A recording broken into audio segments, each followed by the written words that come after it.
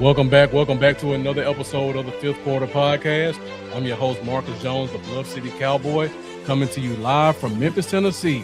And we are back with another episode. Tonight's topic is the 2026 NFL schedule that was posted last week.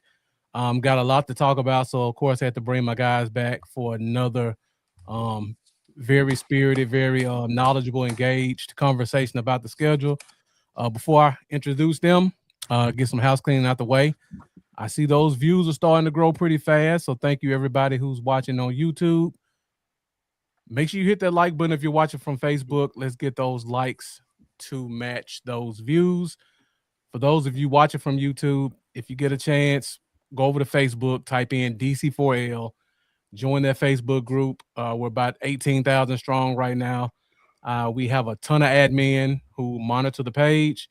So if you want to come and learn something about the Cowboys, you want to have a great discussion, you want to start a debate, it's a safe space for all Cowboys fans. Make sure you check that out. For those of you who are watching from Facebook, you get a chance, go over to YouTube, type in DC4L, hit that YouTube channel up, hit that subscribe button, and also find me at Bluff City Cowboys. And as always, this show is fueled by Fifth Quarter Nation. So get in those comments. Let me know who you are, where you're from, how long you've been a Cowboys fan, or if you got anything you want to add to the conversation tonight, feel free to do so. Tonight's topic is, again, the 2026 NFL schedule for the Dallas Cowboys. I see we got Ice Cold Cowboy joining us early. And then we also got my guy, hadn't seen him in a while, Keystone Cowboy. Appreciate you locking in with us. Yeah. So now, before we get underway, you've seen these guys on the show a few times. Some of my favorite podcasters out there. We got my guys over from Frankly Football joining once again. Guys, thank you for joining. Let the people know who you are. I'm Brandon, one of the hosts of Frankly Football. You can find us on YouTube. We try to give a lot of knowledge-based Cowboys discussion and, NFL in general as well. Bluff, thank you so much for inviting us back on the show, bro. Always a pleasure. Yo, man, set it off, Chris, over in VA, man. Found Bluff last year, man, just perusing these Facebook streets. And I was like, yo, this dude's super knowledgeable, man. And I've enjoyed every time we've had a chance to sit down and talk and get together, man. So, yo, man, just happy to be here, man. We are trudging through what we call the barren land of the offseason.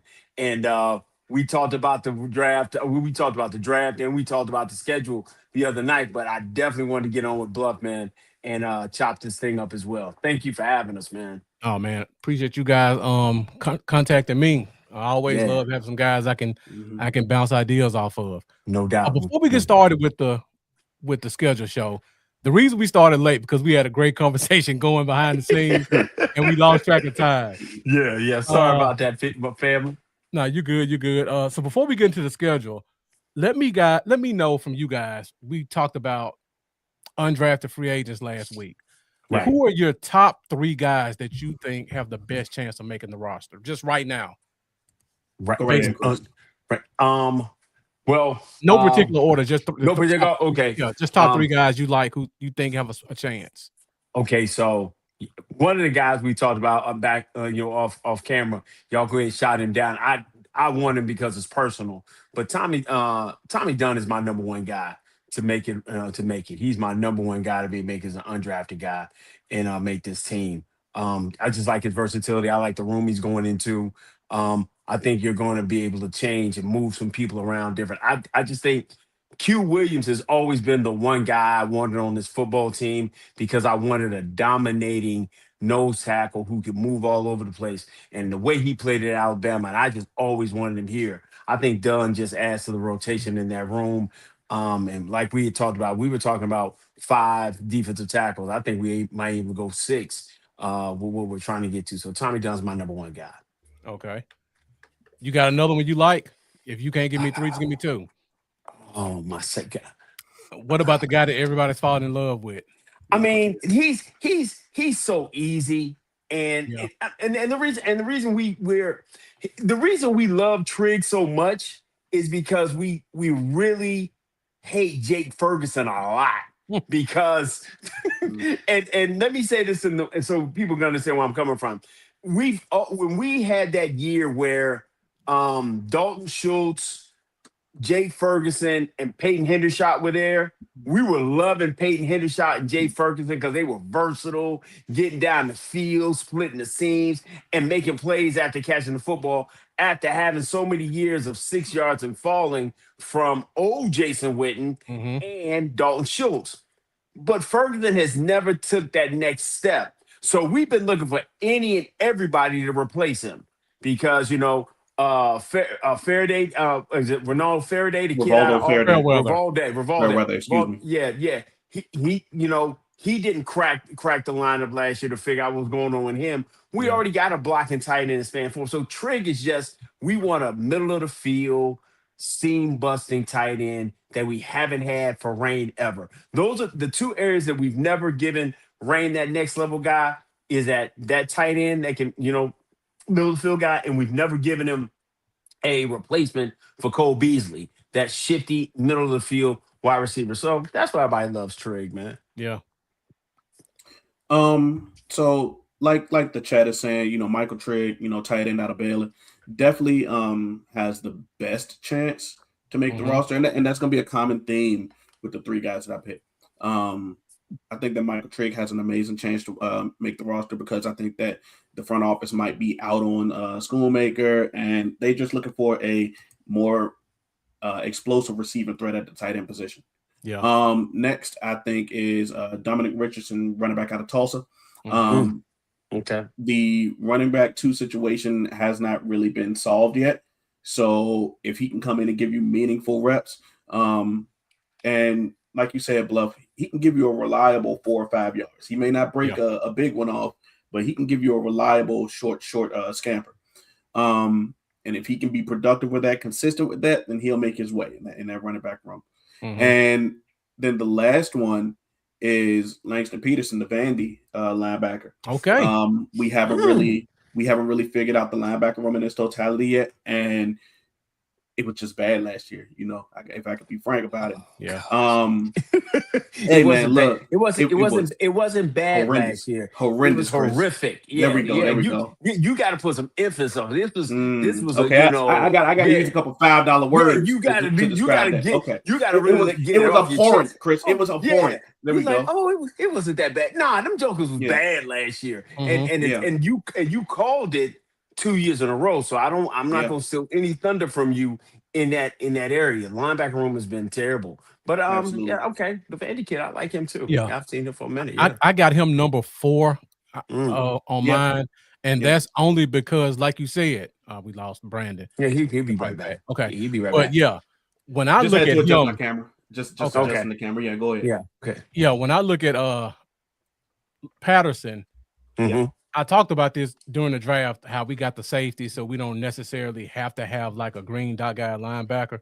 Okay. He could be a green dot. So when you're running your third unit and you don't have your Caleb Downs and your Jalen Thompson and your PJ Locke out there, and you just got Marquise Bell and who's another safety who'll be out there with them. Elijah Clark. When you got them out there, you don't have that green dot at safety. So now you put Patterson in, and he's going to be your third unit green dot, and I think that's going to really help him set himself apart from all those other linebackers kind of at the bottom of the totem pole. Man, we kicking Malik Hooker right off the cliff. We putting a boot in that man back. Well, I'm telling you, what's the loyalty to these streets? But okay, I got you. I'm with you. So I think we're all pretty much on the same page with kind of our top 3. Now I got another guy that I like, and that's DJ Winfield, the guard. Oh, okay. He was supposed to go to USC. He missed all of last year. In my opinion, if he would have played last year, he would have probably been a drafted guy, a low day 3, high day 2 type guy. Played tackle, but I think he looks better inside as a guard. He's the guy that they had their undrafted set and signed. He came in for a workout, and then they cut a guy that they had just signed. Ooh. Wow. So you got to pay attention to him. He has it. If you talk about nasty, good feet, already got strength. He has all that. Just got to Okay. see him put it together. And on top of that, we don't have a lot of depth at that guard spot right now. There you go. So Indeed. Right. he can easily He would just slide his way slide in as a in. third, Slide fourth in. guard. at tackle, he would be in a crowded fight. Exactly. You know, some shoulders will be rubbing between him and the second and third guys. But at guard, he definitely has a lot more of there's some leeway. There's a need. Leeway. There's leeway, and there's an absolute need with the fact of the matter that you turn around and let Hoffman go ahead and get out there and be that guy wherever he's going to be. You're definitely going to be able to need that. So that's a good one. Yeah, I'm trying not to read too much into it, but they still got Tyler Smith listed at tackle on the depth chart online. So just something to pay attention to as we're going off season. Hey man, listen, that's why I keep this hat on, because I need Jerry fired from being a GM. Let football folks put football folks where they're supposed to be. And if you're great at something, let that man be great. He's adequate as a tackle. Yeah. He is all world as a guard. And that's always been my stance. You know, that left side player stuff. Listen, man. I know this may hurt some folks' feeling, man, but there's only one Larry Allen. Okay? Yeah. There's only one Larry Allen. And let's stop trying to figure out every 15, 20 years that guy's coming along. That's not happening. You know, Larry Allen was all-world Hall of Famer. Let Tyler Smith just go ahead and be the next great guard in Dallas. Yeah. Let him just go be the next great guard and just leave him there, and let's figure out the other pieces around him. We talked about the story of the undrafted, the young tackle out of the University of Kentucky. Yeah. And somebody said he looked like Frankenstein out Exactly. there in these streets, man. He looked, really unathletic and just out there. Absolutely. So he looked bad in college. I don't see how he got picked up. Yeah, and for those that don't know, talking about Shy-Ass Pete, tackle Kentucky. Right. And He so looked bad in college. If he couldn't win off being 6'7" with a 7-foot wingspan, he was getting murdered. You ever walk around with like a rock in your foot in your shoe? Like, I feel like that's kind of how he moved. Like it was almost like a hitch every single time. No matter what foot he was on. You trying to choke me? You trying to choke me on the stream, dude? Put a rock in your foot? Come on, man. Rock in your shoe? Yeah. He's the Cowboys just love a storyline, and I think they're trying to figure out a place to get a storyline. But I just think let's just keep it simple. You went and got arguably on a lot of people's boards the first, second, or third best player in the draft. Depending on where you want to put that. Let that dude fly. And I know this sounds crazy, but 13 is kind of laying on me a certain kind of way. I'm kind of liking 13. It's not for me. I'm liking 13. I'm loving 13, man. You know, and coming from a guy who doesn't judge rookies. Hey, let him play 13. I will judge that number because I want to buy that jersey. I will judge that number. We don't judge rookies. I don't. Go ahead and rock that 13. You know, I'll judge that jersey number because Chris is hideous. It's hideous, man. Hey man, 13 is fly, man. I'm starting to like it, man. On a receiver. I listen, because you've seen him in a certain number, but just let that kid go make plays, man. Just let him go make plays, and we'll see what happens. I think we'll see some musical chairs with these numbers at the training camp. I hope so. I mean, 14 is on one guy. 2 is on another guy. Yeah. Somebody gonna come off some bread to make him go do it, and the number isn't available. Yeah. The last time we had a controversy with a number, CD wanted to wear number 10. Yep. Jerry talked about it, but the guy who sealed the deal for it was Michael Irvin. There is no, hey, we love him because where he's seen him play at other places. And just let him go do his thing, man. Yeah. We'll love the number no matter what. And I wish it was available. I wish you could get 7 or something like that because, Jesus. I think we'll see a change before the season starts. Okay. But I guess everybody's waiting till the season start before they buy their jersey. I would for sure. Chris, I'm not buying that 13 yet, man. Hey, first off, man, 13 was my number, so I like 13 on him. Were So you a it's no DB? problem. Were you a DB? Man, no, I was a power forward. Oh, okay. I was a power forward. So there we go. Different But sport, different rules. I wore mine for a totally different person. I told you, you never looked him up. I wore my number 13 for Glenn Robinson out of I still don't Purdue, know the who that big is. dog. Still don't know who that is. He's the number one pick in the draft. I'm trying to get you some older than me, Chris. lore. I'm I'm trying to person get you here. some greatness. I'm trying to get you some greatness. But that's what we do, man. That's what we do. For So sure. we got this draft, we got this schedule. So Bluff, on a scale of 1 to 10, where did you rank this schedule? Give me 1 second. Let me go to your question. Let me just go through the comments real quick. Go ahead. Yeah. So got to get some shouts out. Yeah. Shout out to the people who've been locking in so far. No doubt. Joe Babineau, thank you for joining us. Appreciate you tuning in. What's up, Joe? Got Baron Young joining us tonight. Thank you for joining us. So Des Moines Milson looks like a new name. Thank you for locking in with us tonight. Trig is the guy. Of course, I shout out my guy Keystone. Yes, sir. Got my guy Jeff in the comments. Appreciate you joining as always. Okay. Bill Kellerman joining us from Texas. Appreciate you locking in with us tonight. That's what's up, Bill. Got another regular, William Wiggins, been locking in with me since pretty much day one. So definitely thank you for joining. Salute. And got Ice Cold Cowboy, another longtime follower. Mm-hmm. So before we get to the schedule, and great question, Chris. Let's hit this question for you guys first, since you're the guest. Mm-hmm. And we kind of touched base on this when the show started.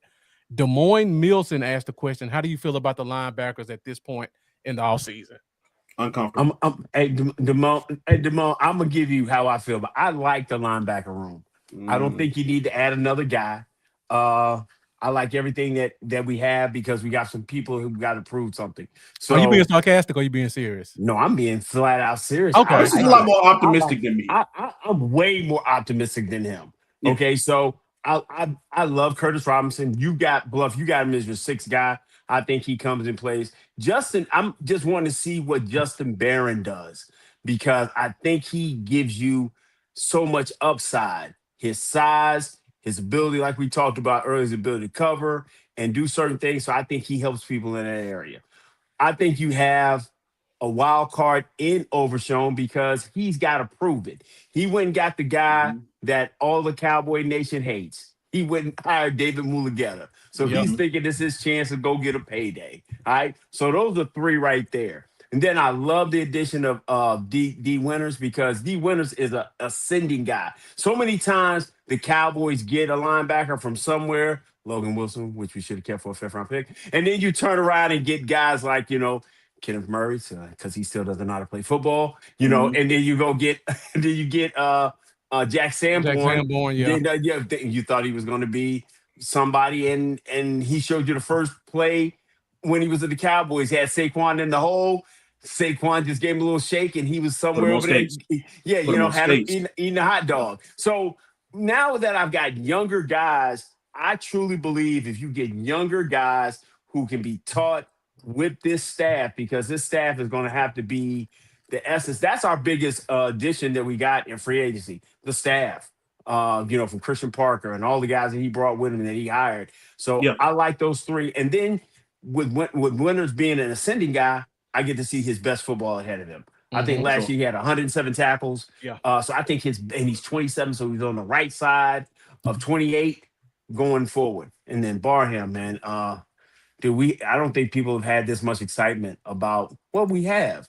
The last time we had this kind of excitement about an off-ball linebacker, he wore number 11, and he's the name that we shall not name because of who he is. But we have great excitement about him. He's totally serious. He wants to go, he just wants to go, and he loves football. It's not like, hey, wherever you put me, I'm going to play. So I'm excited about the linebacker room. I don't think you need to add anything. I think we find one of these free agent guys, because I don't want to go get a veteran guy because the veteran guy blocks one of my younger guys getting to play, because that veteran guy is not playing special teams.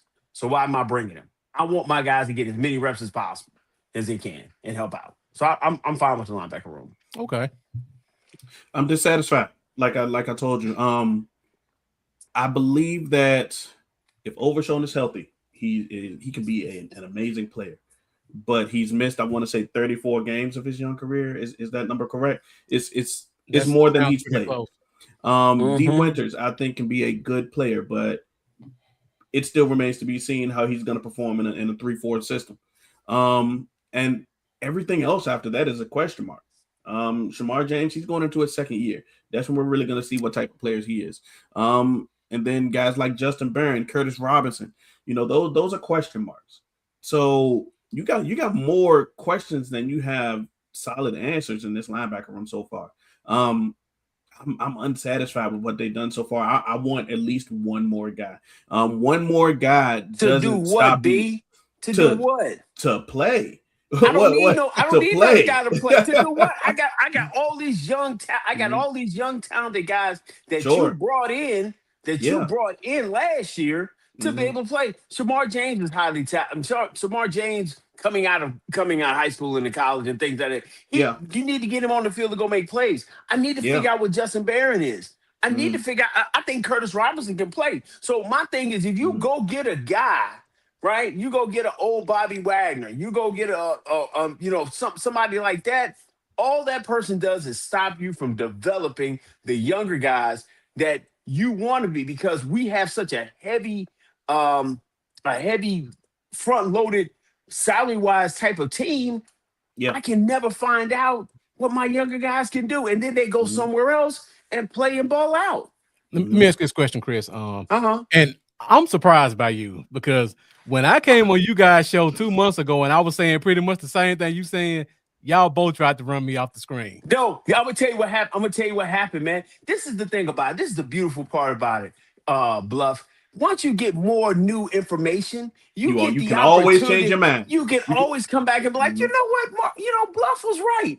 And I give you that. But we were so downtrodden by what the linebacker room looked like going into the draft. Yeah. And then we didn't even, we just, dude, the linebackers was so bad last year, man. You just wanted everybody thrown off this football team. If you played defense on this team last year, if your last name wasn't Williams, if your last name wasn't Clark, you had to go. You had to go find. There were times where we were talking about 10. We needed 10 new guys. Yeah, we wanted 10 new guys. Now, as we went through the process, we started seeing some different things, and then we got out of being emotional. We probably needed 7. Yeah. Let me ask you this question, Chris, before we go to the schedule. Assuming Overshown is Overshown's. Who are your 2 linebackers going into week 1? Oh, that's a good one. That's a good one. Wait,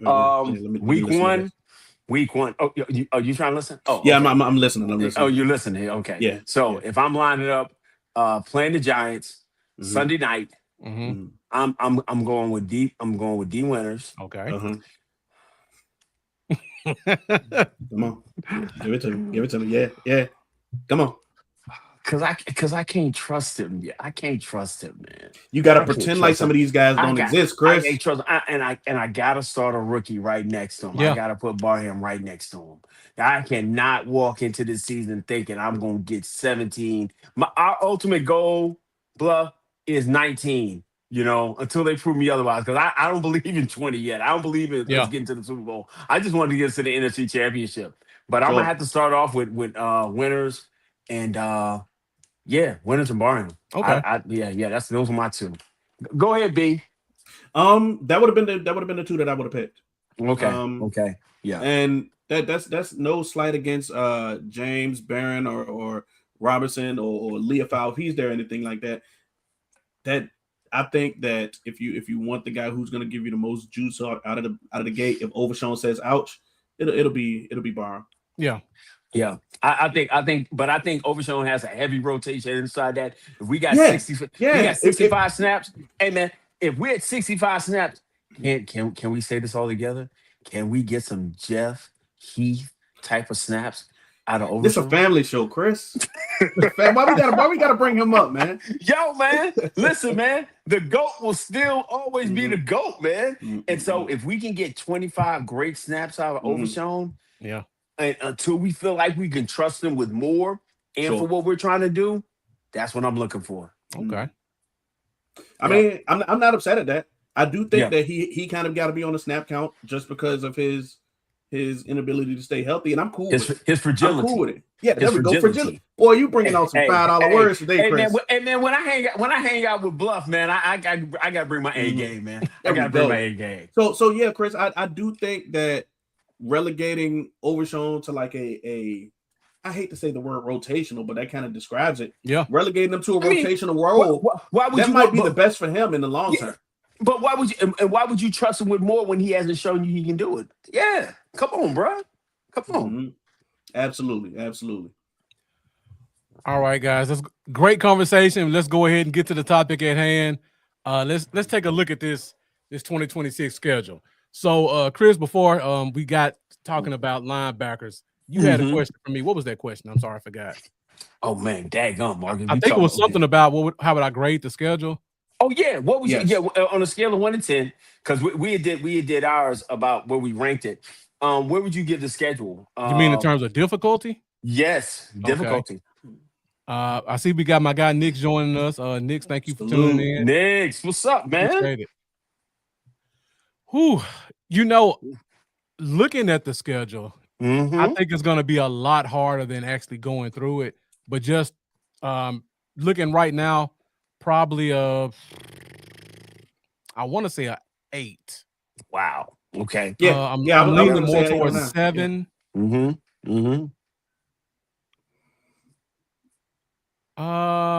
It's a couple of teams on here that were good last year. I don't think going to be as good this year. I'm interested to see who you think that is. Yeah, I know what Brandon doesn't believe in, but go ahead.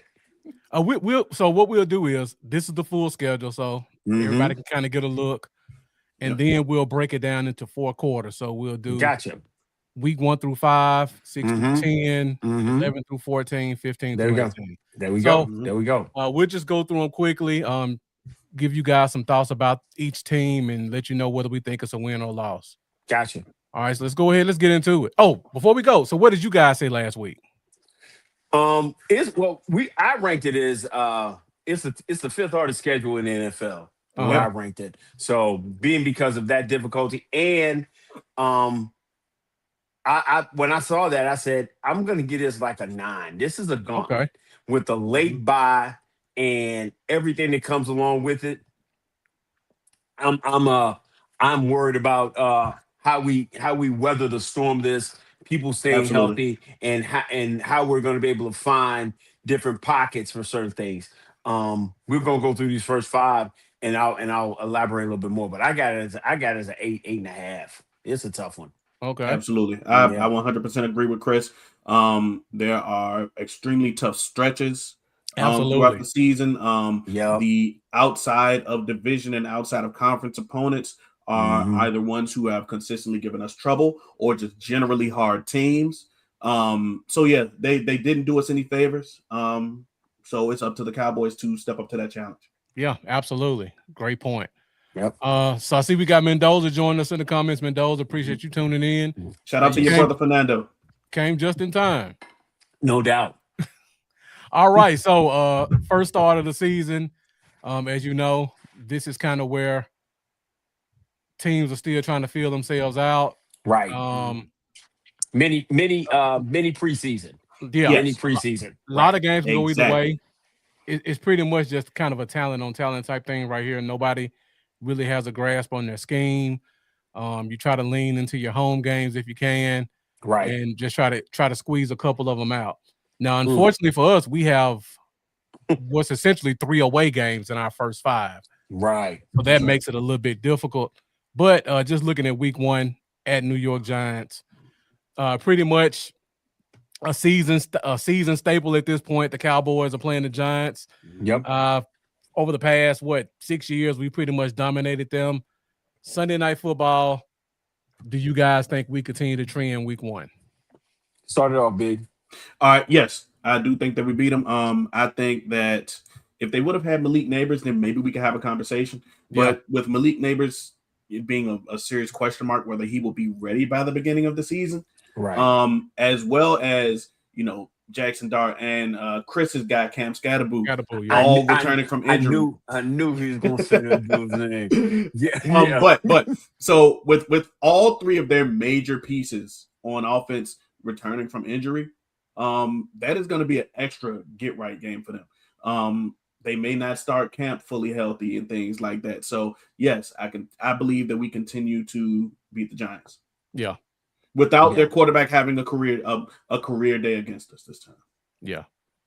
Well, he didn't have it, but yeah, Sierra husband did, and and we ain't got to worry about him this year. So I got us beating the Giants because we're just coming back off like all the different things that Brandon said. Not fully healthy early in the season, not really aware who they are, and you're getting to see their new defensive pieces a lot earlier.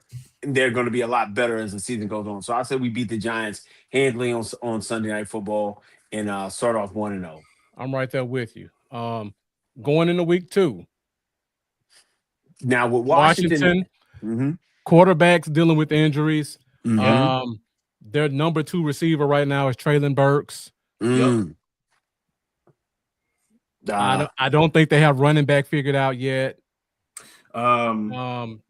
Defense, they got Sonny Styles, but I mean, I don't see that secondary still looks suspect. Right. First home game. Yeah. I'm pretty much spilling it out, but I'm sure you guys know I'm going with this one. What do you guys think? And listen, Washington looks like the island of misfit toys right now. They got a lot of pieces there all over the place. You like certain things, but they're going to be trying to figure out what they're going to be able to do with the running back situation. They've got the 7th round draft pick from last year, but you get Katron Allen there, and you want to be able to do that, but you really don't know what you want to do. And we're not sure which Jaden Daniels we're going to get. Absolutely. So yeah, it's not going to be formulating. It's not going to be flowing together. And I just think this defense is going to be able to get off on some certain areas. So I see the Cowboys starting off 2-0. I agree. I think that we can beat Washington because it's going to be early. Like you mentioned, Bluff, they still haven't quite figured out running back. Ja'Cory Cross-Camara, I do not call him Bill, is going to be the returning guy. But then they got Rashad White and the rookie Katron Allen out of Penn State. So they could figure it out later on down the season. But Rashad White and Cross-Camara, they're not going to be rookies at this point. So they might not see a lot of burn in those preseason games. So these first 3, possibly 4 weeks are going to be like your tune-up games, your preseason games that count, and with that also being the case, we're going to see, Jaden Daniels is 100% healthy. And yeah, their receiving room is also a little shaky. So their offense is nowhere near as potent as ours. I think that if it comes down to just a foot race, then we can score more points than them. Absolutely. Yep.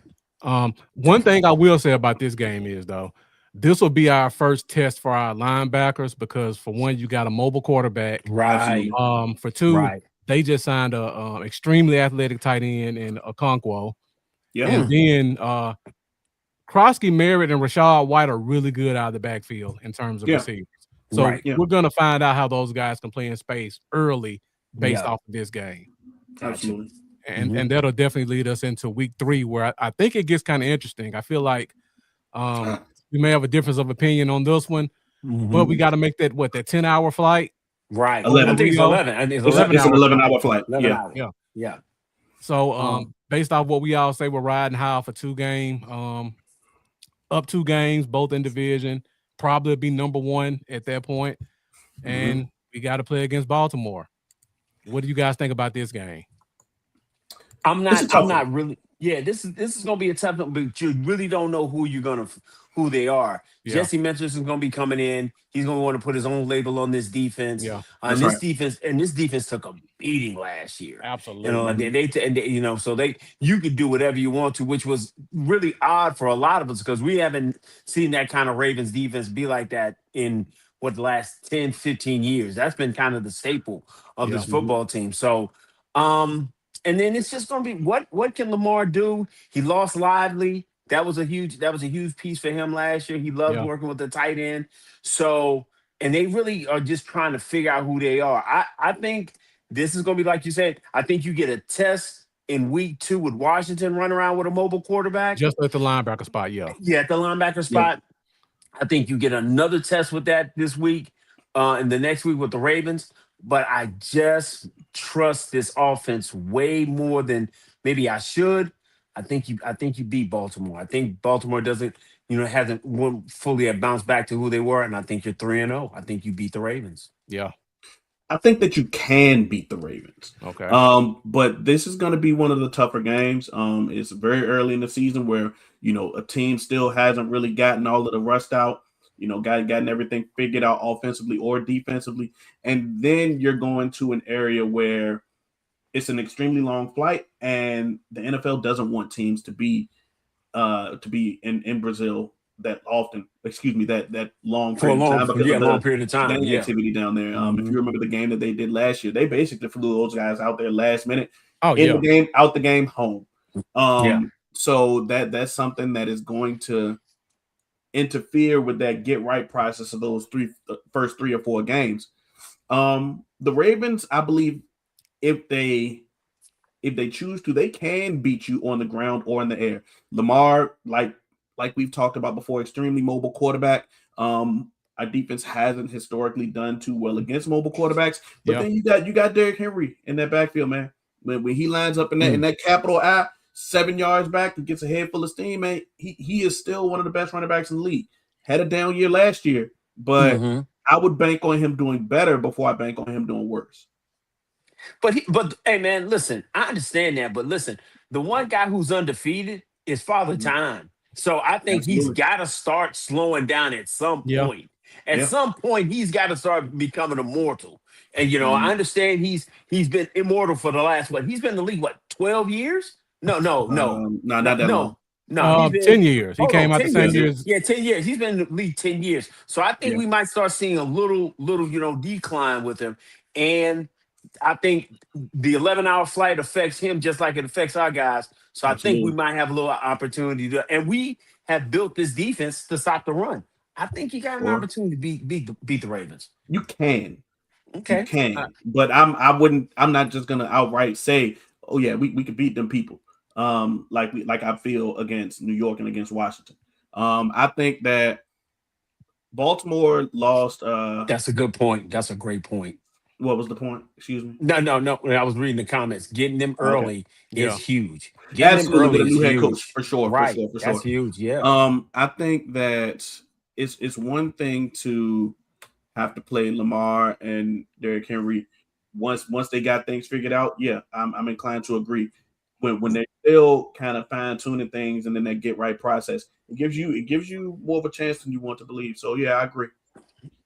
Okay. Yeah, I'm kind of torn on this one. Okay. Because like you said, you get the new coach early. You don't know what to expect.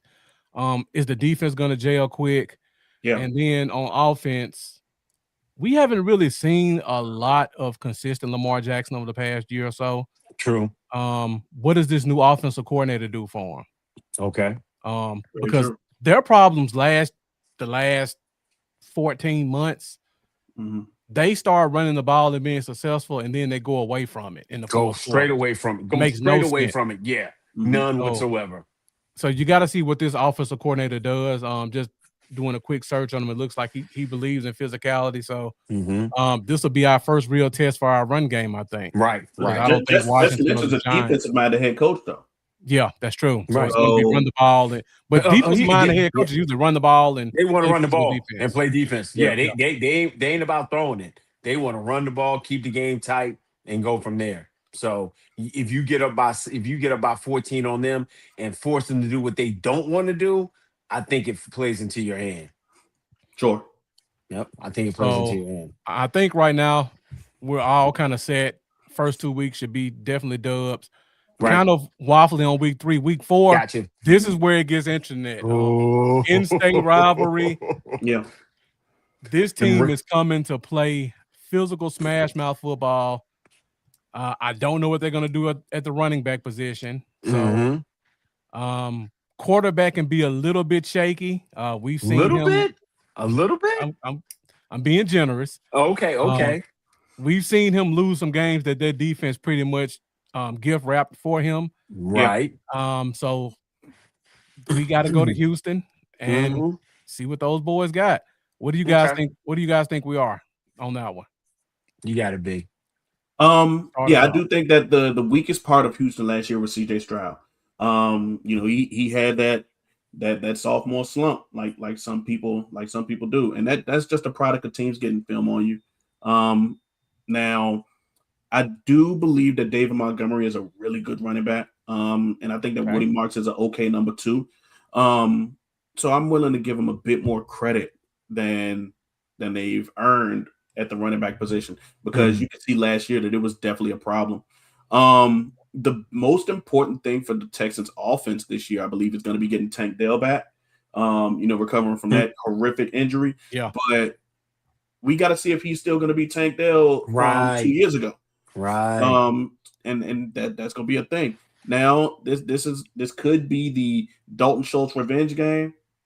But the one thing that really is going to scare me about the Texans is that defense. They're an extremely well coached, well disciplined, and talent-rich unit.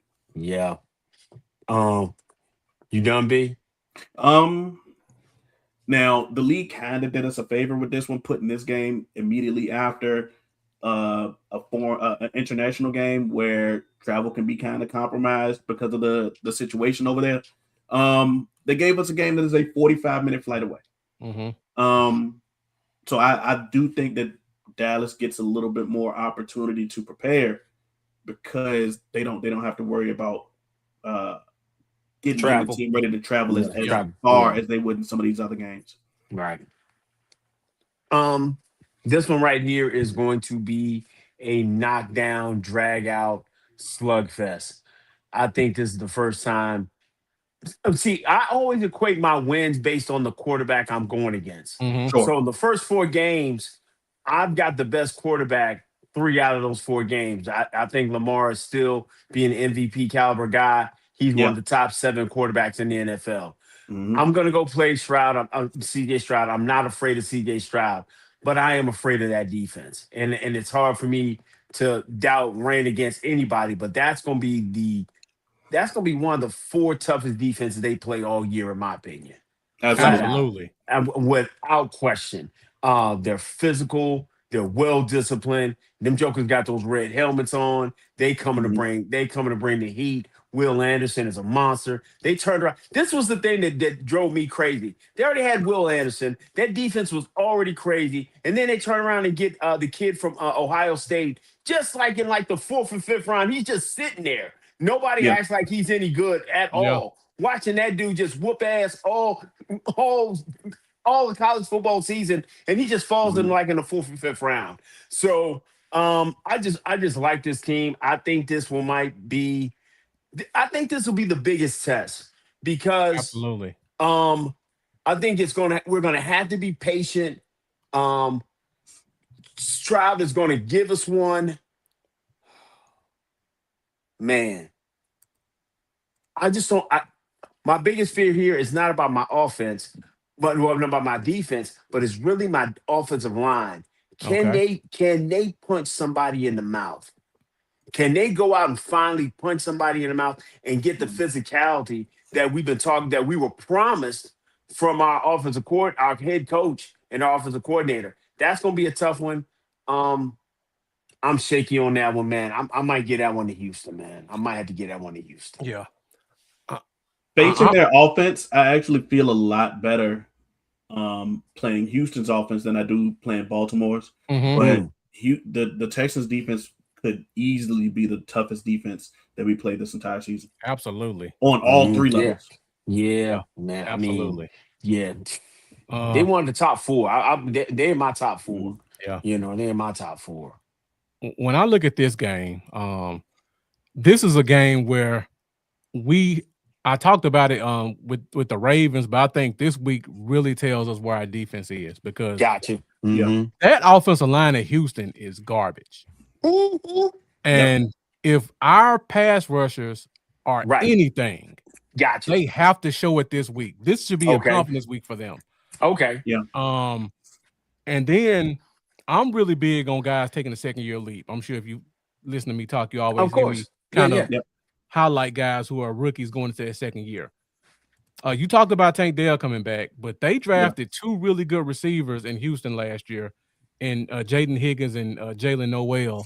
Yeah. Both from Iowa State, I believe, same school. Yep, they were both same school, right?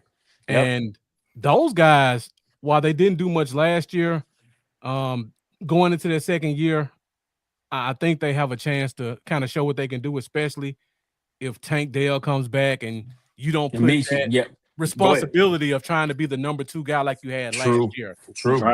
So now you got 6'4", 4.4 speed Jaden Higgins going against whoever we put out there. Revel, Kalen Carson. Kobe I hope that one isn't Carson because yeah. I don't want it to be Bland, but okay. Yeah. Hey man. Yeah. What? For a 6'4", 4'4" guy with a guy with 2 bad feet? Yeah. That's what you want to see? You don't want to take Dale either in the slot though. No, that's what. See what, dude, man, we'd be here. See what I'm saying? If this defensive line doesn't get off and make CJ look like who CJ was looking like in last year in the playoffs, yeah, we might have a problem, man. Right. We might have a problem. Right. So I understand what you're saying with this one, Bluffs. This is your get right week. You should go out there and harass CJ Stroud, make him run around, make him do stuff he doesn't want to do, and shorten this game out and get out of there with a dub because he gave it to you. Yeah, that's right. We should, like I said, we should know if our pass rushers have talent because they're going against probably the weakest tackles on the schedule. Yeah, okay. But we should also know early whether our corners are legit because all these guys are young and fast and can fly. Because I didn't even talk about Nico Collins. Right. You ain't talk about Nico. You did talk about John Amici?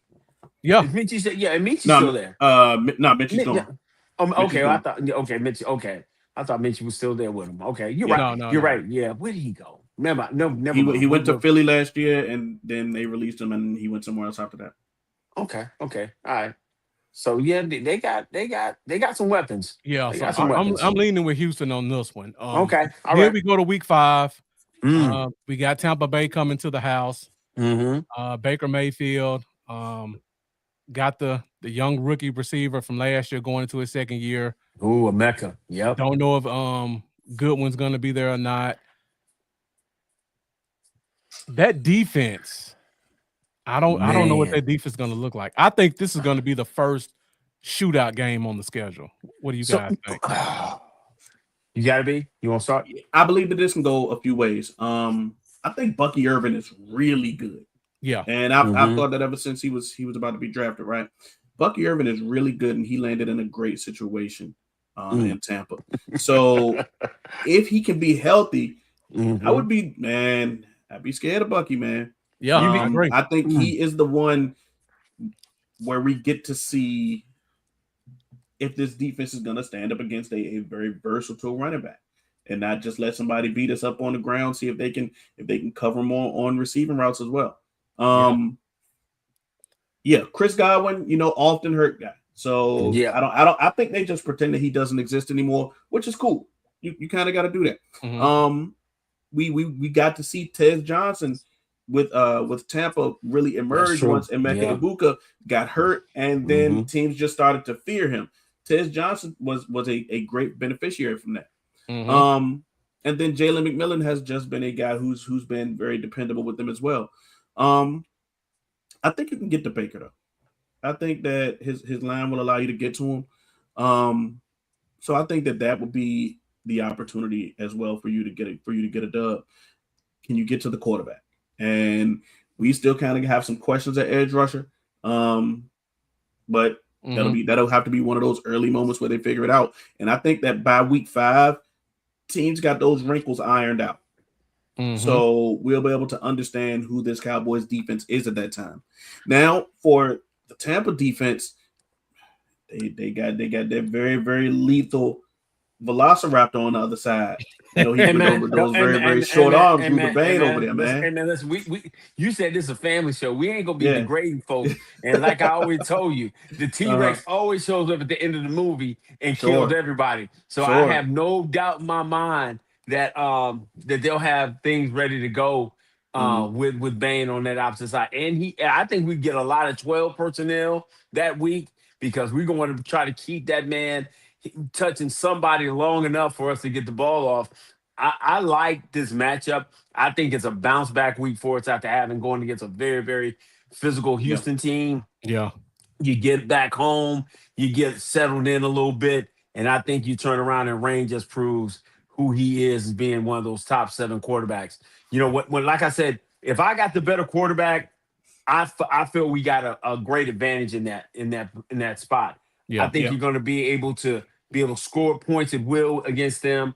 I think you're going to be able to exploit some different areas with your wide receiver packages. But I also think you'll run a lot of 12 to try to slow down Bain and those other guys with Vita Vea in the middle. I think you Yeah. can handle Vita Vea. I'm not saying shut him down, but you can handle him with Booker, BB, and and Yeah. and and Yeah. Tyler Yeah. inside. I think you're just going to have to be able, out the gate, you're going to have to give Steele help on the outside, and the Cowboys win Absolutely. that game. So I think Absolutely. Dallas wins that game easily. Yeah. I think it's more points than people expect because Hmm. Yeah. Baker's going to make some mistakes, but Baker's going to Yep. make some. I can't believe he made their throw type plays. Yeah, that's He it. That's who he's Baker been. started off early last year as like one of the top quarterbacks in the league. Oh, He yeah. was the MVP candidate up to like week 9. Yeah. He was the MVP candidate, Was and so definitely in the conversation. yeah, and I just think Emeka Buike is going to give everybody trouble. But I still think the Cowboys get out of that. So you had them. We only had I had them losing to the Texans. Y'all had them kind of shaky against the Ravens and the Texans. So we came out of that first 5, 3-2, four Yep. and 4-1. one. Yeah. Yeah, okay. That's where I believe that it'll end up. I think that you steal one of those games against the Ravens, Texans, and Buccaneers. I think that you leave out of week 5 3-2. Okay. Okay.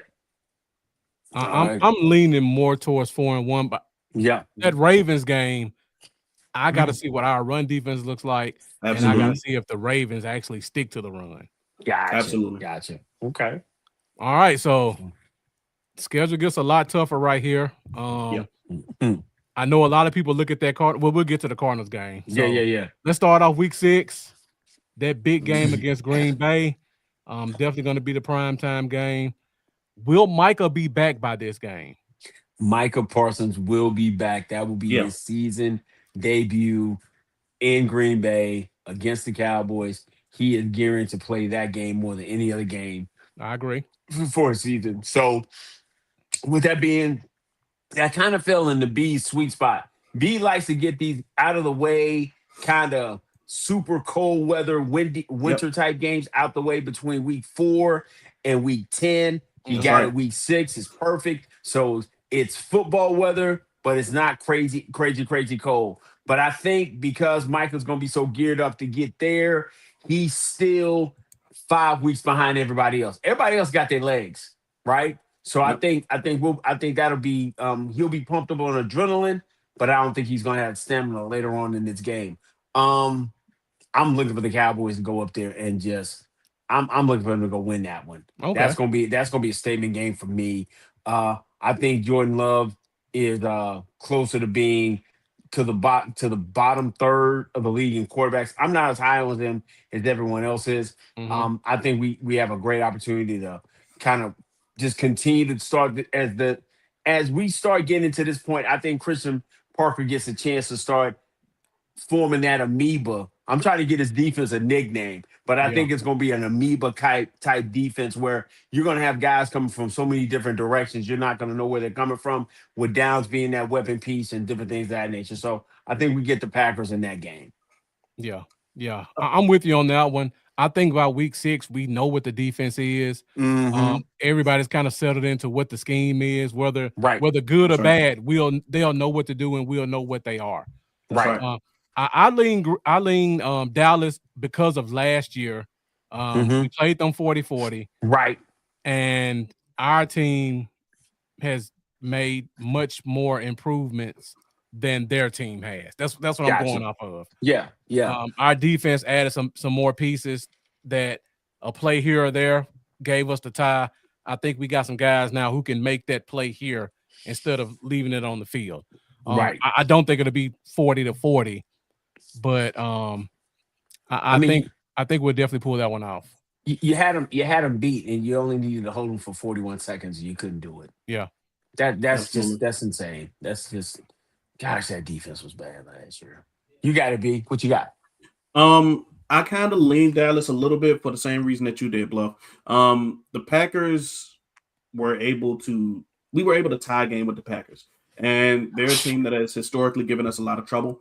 I think that we've made a lot of appropriate changes on our defense, including coaches, to where our defense just needs to give us one more stop per game. Um, Last year, our defense just needed one stop per game, and that could have been the difference between being a 7-win team or an 11-win team. Yeah. Four games were decided by one late stop that we didn't get. Yeah. A lot of them, yeah. I do think that the Packers are a very well coached team. Josh Jacobs is still an amazing running back. They're kind of still figuring out their wide receiver situation. I think that the Packers are a team that has a whole bunch of good wide receiver twos and not really a one that can go out there and just command the respect of a defense. And to add on what you just said about the receivers, by week 6 they could all be hurt. Absolutely. They Every one of them. They definitely have some of those same struggles that we do, where the guys get hurt and then they just don't fully get right during the season. So yeah, you're absolutely right. All right, so are we all leaning green? Are we all leaning Dallas on this one over Green? Yeah, absolutely. I do think this is going to be a very close game, but I'm leaning Dallas. Okay. Yep. Same here. Yeah, and Warbone, great point. Love could be hurt as well. They got a lot of injury concerns. Josh Jacobs missed quite a few games last year. Yeah. And you turn around, you win that one. All right, so now we go to week 7, big rivalry game. We're looking at 4-2, 5-1 going into Philly. Right. I don't know where Philly will be at this point, but I'm pretty sure early division lead will be on the line. We all fully expect AJ Brown not to be there. Yep. But they've made some other additions in their receiver group. How do you guys think this game goes? Is it typical home team wins it, or you got more to add than that? No, I don't think home team wins it. I think this is where we make the shift and we really start just showing our dominance in the division. I think you beat Philly. You go in their building that time of year. You go from AJ Brown. AJ Brown as much I guess drama you could say, or him showing his lack of faith in Jalen Hurts. He's still a really versatile weapon, big physical wide receiver that helps that team out. I think you're trying to get Saquon back to who he was in 2024. That there's been very few running backs that come off a 2,000-yard season and the number of carries and what they have to do, that they come right back the next year and redo and just do that over. Or give you that same kind of production. So I think Saquon will be coming back. He's still going to be versatile. He's going to be a versatile weapon. He's going to be a piece. But I think they got smaller on the outside. They went and got the young wide receiver. Mekhi Lemon. Mekhi Lemon. I like Mekhi Lemon. This is what I'm thinking. I think he's a good wide receiver. I just think he's small. And you also got another small wide receiver in Devontae Smith. Yep. 2 smaller guys. And I think having Hollywood Brown. And Hollywood, another Elijah small Moore. wide receiver. Elijah Moore, They got a bunch of small guys.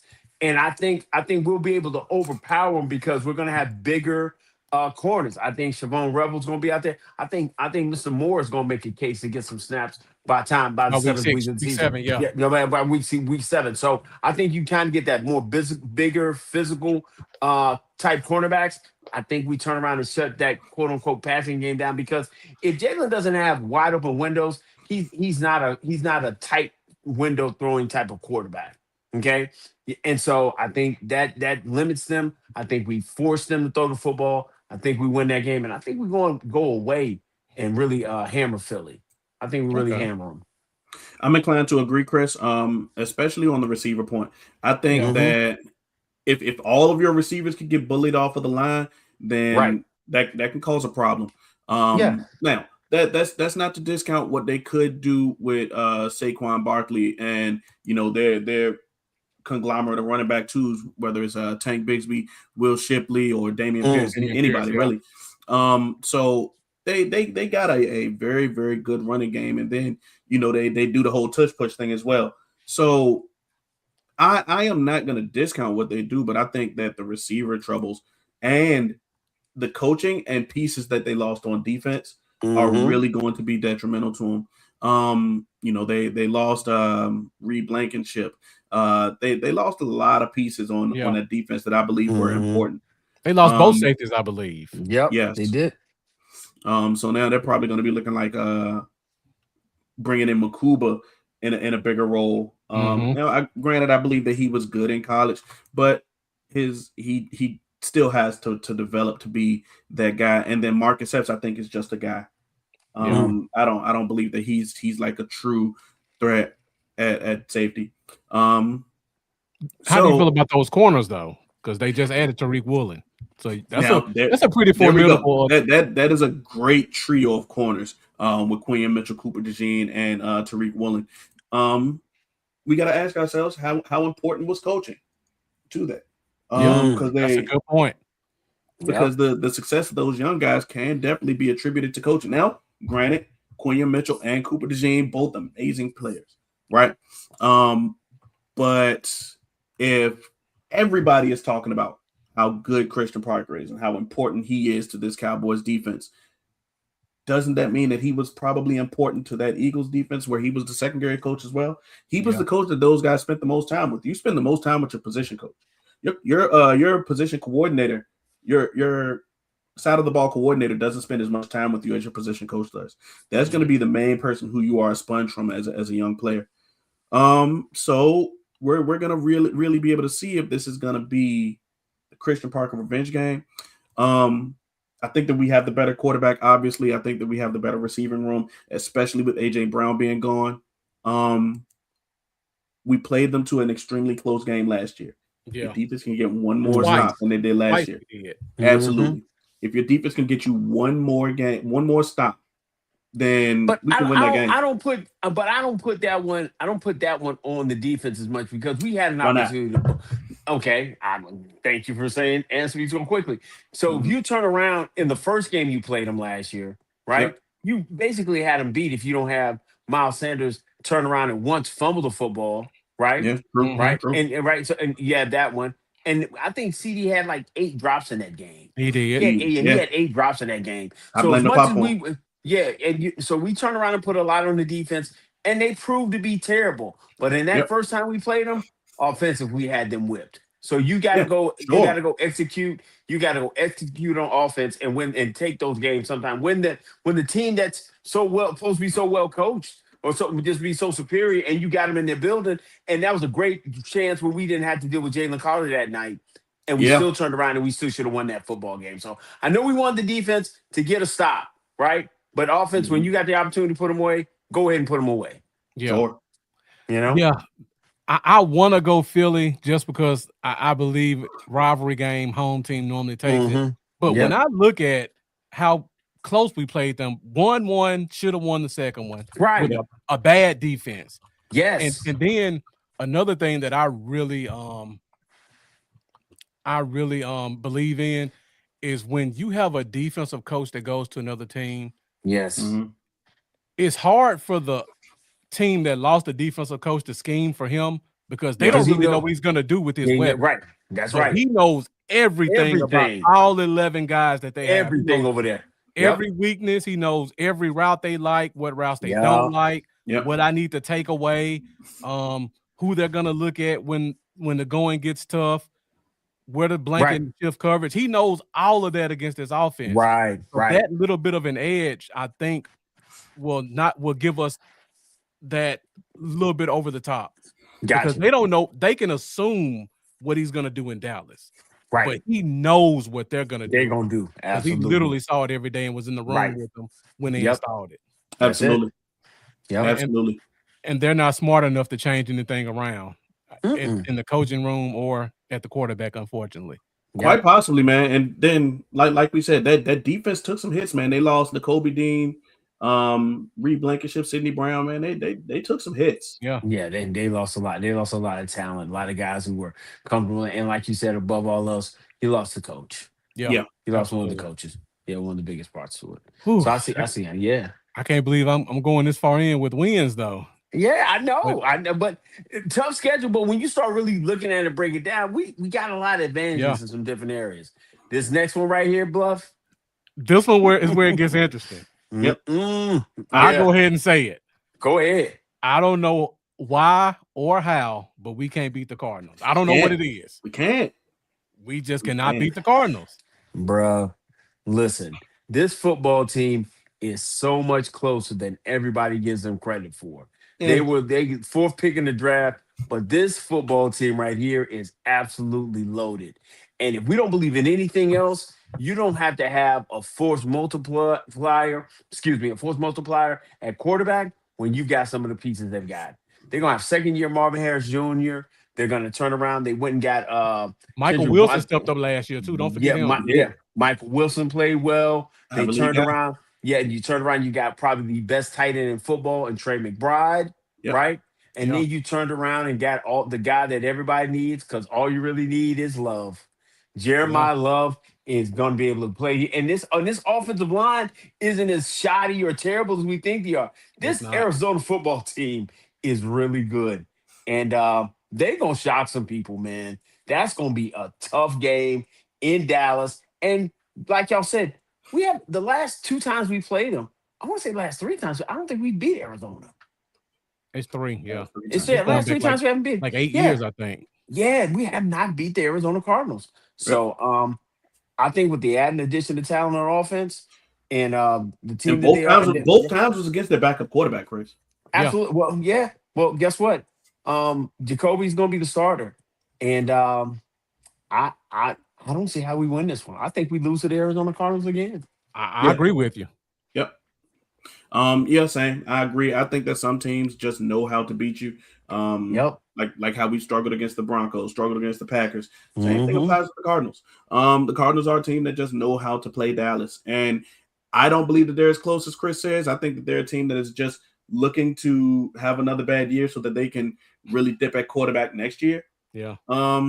But dude, I don't play us, man. Bro, they do got players. They got players, bro. Zay Collins is okay. So you're gonna get second year. You're gonna get Walter Nolan second year. Yeah. You're gonna deal with Xavier Collins. I love what Sweat brings to him, because he's gonna bring consistency off the edge. Josh Sweat apparently don't want to be there.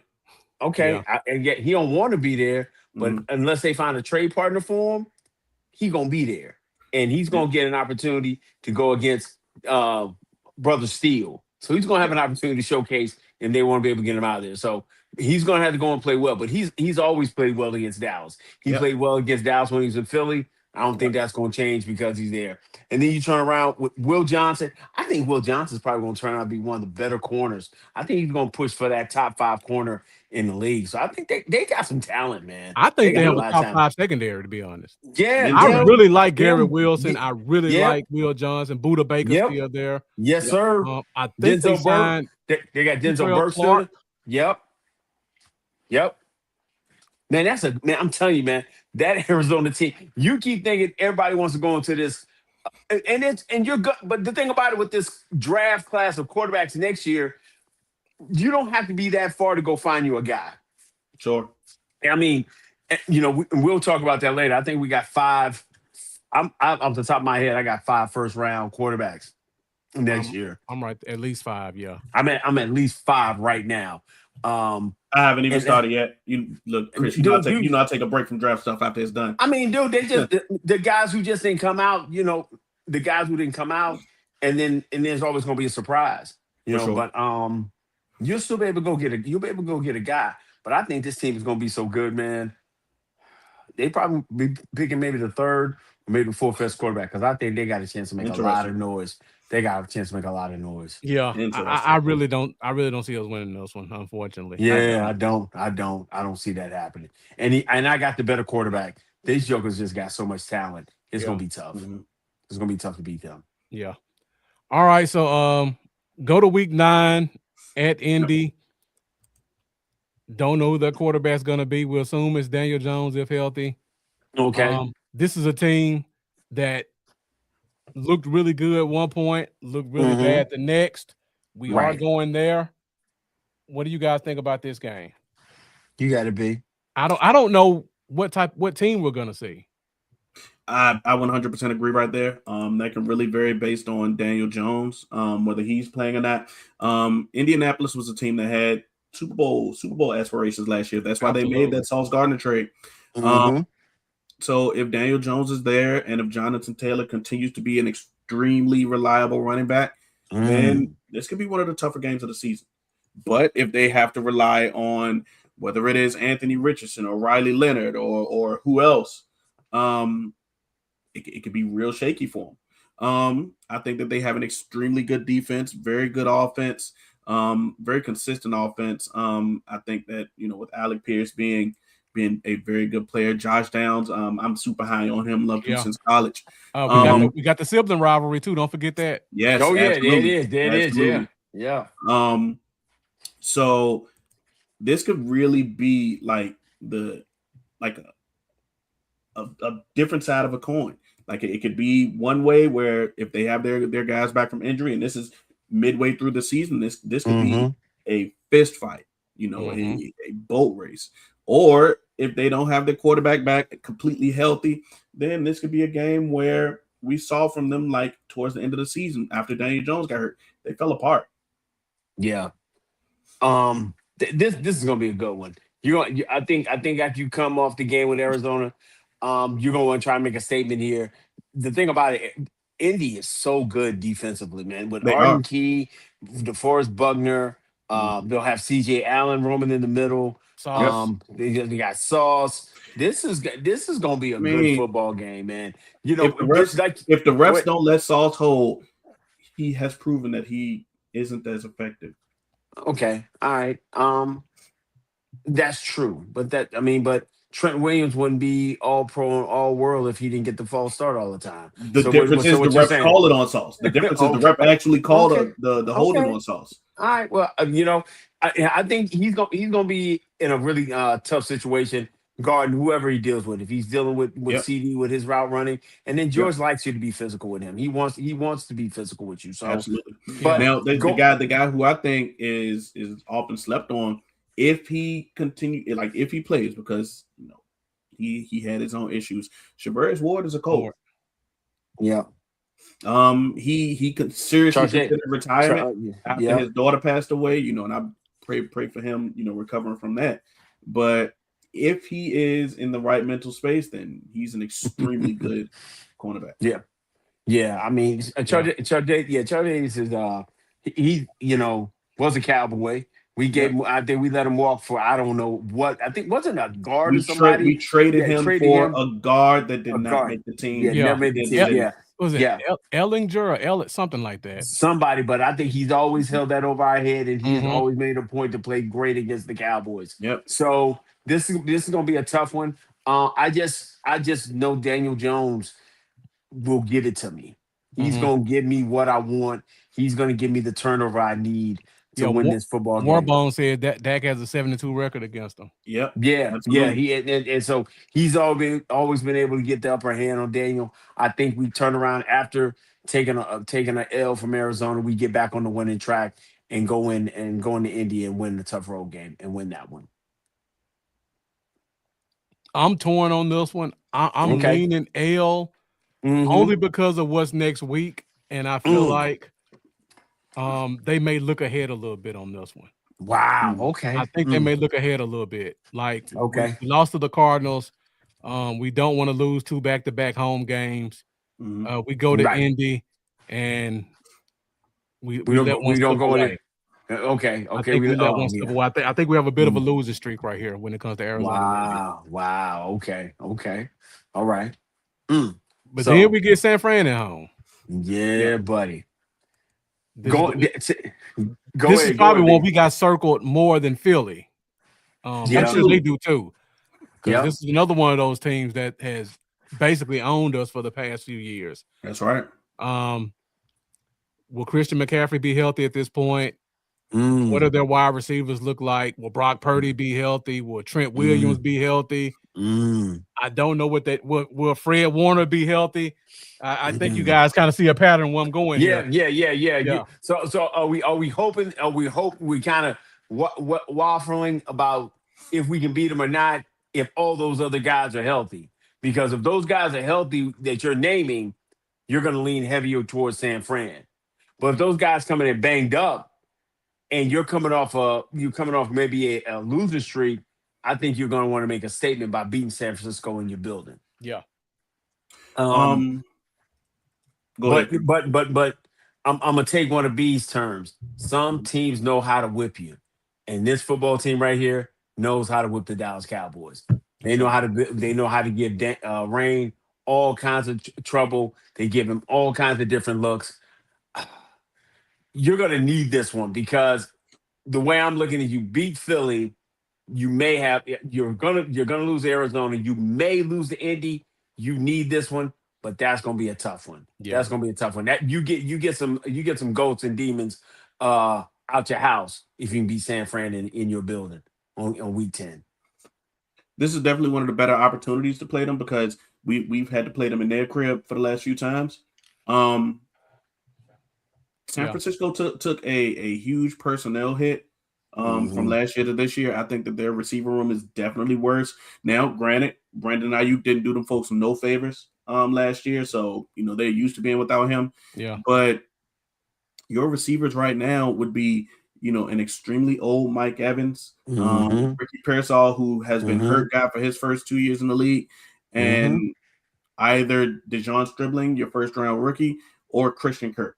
Christian Kirk, I feel like is still a serviceable number 2 type of guy. Their receiver room just isn't as good. But has Juwan Taylor signed anywhere yet? I'm sorry. I believe he did. Give me a second. Okay. You mean Juwan Jennings? Juwan Jennings, yeah. Let's see. He signed with the Vikings. Okay. 1 year, $13 million. Okay. Now they still got the guy who was their leading rusher and leading receiver, who had a healthy year, Christian McCaffrey. He gave you, I think, 13 on the ground and another 900 to 1,000 in the air. So if he's healthy, which he's had a year of health, he kind of flip flops. Like he has a year of health and a year of because and the reason I say because when me and B were talking about, I could have sworn Christian had been hurt, but he played a full 17 last year. Yeah. So now he might be, he might be this year. God forbid, body may fail him again. But I think what they're trying to do historically, that's what happened with him. He would have a year of health and then a year of hurt. So if trends are to be believed, then he might miss some time this year. And I don't wish injury on nobody. But one thing that we haven't talked about, this is the Osa Odigizua revenge game. He was traded to San Francisco for that 4th round pick, and he's already said this week, he got that game circled on his calendar. Hey man, shout out to Osa. More power to him. Wish him nothing but the best. Wish him nothing but the best. We thank him for his contribution. We definitely thank him for the ability to get the draft pick, because I think that was the Barham pick that we used to get Barham. So, hey, listen, man, that's gonna be a tough game. If they're healthy, they're gonna give us everything they've got. Defensively, dude, I'm starting to look at some of these guys defensively. They're getting kind of long and old in the tooth, man. Absolutely. They are getting old. And so I think whereas we would be fearful of Fred as well as Nick Bosa and things, and people like that, I think you have an advantage to, kind of have your way with this defense. Even though they're gonna be well coached. Chris, if you talking about that light-skinned man with the dreads, man. Hey man, you talking about that light-skinned man with the locks, Chris? Hey man, hey listen, ain't that brother coming off an Achilles tear? Ain't that what he told his Achilles? Hey man, listen, come on, man. Hey, I understand. Yeah, I understand. Fred is a very, very well respected player by Cowboys Nation. I just think they're getting a little bit older in the tooth, man. They need some new blood in that defense. Yeah, they need some new blood in that defense, and I really don't see. They still do have it. Michael Williams is going into year 2. So he gives you some help up front. Drake Greenlaw is still a threat. Yeah. You got Diamador Lenore in the secondary, who I feel like has been a very good cornerback for them. So I do think that they still got pieces. I'm Yeah. not willing to count them out just yet. Okay. Ex Cowboy Luke Gifford, is there. Now we're reaching, Nah, Brandon. nah. Now we're reaching. Hey, man. There's a point of being respectful, but now you being facetious. You being Hey man, facetious with that, bro. the Luke Gifford revenge game. Here it comes. Okay. Um, I'm gonna go ahead and start it off. I do think we lose this game. Okay. Yeah, I think we lose this one. It's Okay. gonna hurt me really bad. I think we lose this one. Um, and now we're starting to kind of question what we're 10 weeks in. We've Yep. had a slight losing streak after Yep. starting off hot, and now we start walking into the gauntlet, the Oh third the yeah. 3 games in 13. Yes. Yeah. Now, I think we have this game circled just as much as Osa has it circled. I think we pulled this one 100%. off. Okay, Um, okay, now, okay. now, B, you mentioned Diamador Lenore. Yeah. He doesn't scare me. I mean, I think he's 5'9". He's playing outside. Mm-hmm. I think they're gonna eat. I think Pickens is gonna eat his lunch. Mm, I don't know okay, anybody else in the secondary. I'll be honest. I can okay. pull it. I can pull it up. You got I'm about to pull it up Stout. now. You Actually, got Stout. okay. I don't know Another any of yeah, these guys. yeah. Mike, I think it's Michael Stout out there. Yeah. One of the more No, but important guys that they Upton lost, in my Stout. opinion, Yeah. was Shavarius Ward. I think that Shavarius Ward wanted to leave that city just because of the bad memories that, like I mentioned, the stuff that he was dealing with. Mm-hmm. They tried to pay him, but he I think that losing him was a much bigger impact than what anybody will give it credit for. Yeah. Mm-hmm. I think we eat the secondary's lunch. Mm-hmm. I think Mm-hmm. at least 2 key offensive players are hurt by this point. Okay. And you can Purdy, McCaffrey, Evans, Kittle, Trent Williams, Christian Kirk. 2 of these guys are going to be missing that game, just based off Okay. history. So Okay. I think because of that, we'll have a chance to pull that one out. Okay. All right. So if we're looking at about week 10, I had Green Bay, I had Philly, and then I got so we were 7. I'm still 7-3. I'm 7-3 too. Yeah, I'm 7-3. I could see us being Okay. a 500 football team at this point. Okay. I think that we take one of the games against Green Bay and Philly, and then I believe that we beat the Colts. I think in this 5-game stretch we go 3-2. Okay. Excuse me, 2-3. Excuse me. 2-3. Yeah. Yeah. So you still got the Cardinals and the Niners beating us. Yes. Okay. All right. Okay. Okay. I mean, I can't disagree with that. All right. All right. So now we hit that third stretch, getting close to that bye week. So that Niners game, get a little bit of home cooking. Got the Tennessee Titans coming into town. Most sack quarterback in the NFL. Man. I can't even think of any receiver on that team off the top of my head other than the guy yes, they drafted. you can. Yeah. Oh, outside the guy we drafted. Other than the guy, right. other than him, Yeah, I can't think of another receiver. Yeah, you're right. I think Westbrook Akine is somewhere else now. So I can't even think of their receivers. Wow. Who's their running back? Is it still Tony Pollard? Yep. Pollard. Okay. Yep. Tony Pollard with Tajay Spears behind him. Both of them will probably be out by that game. It's possible. And I mean, they got a hell of a front four. Yep. But is that enough to win against this team? I don't think so. Nah. Yeah. I think this is a nice little quick, let's get out of here, quick tune-up game. Yeah. To get to Thanksgiving. Absolutely. Yeah. Go ahead, B.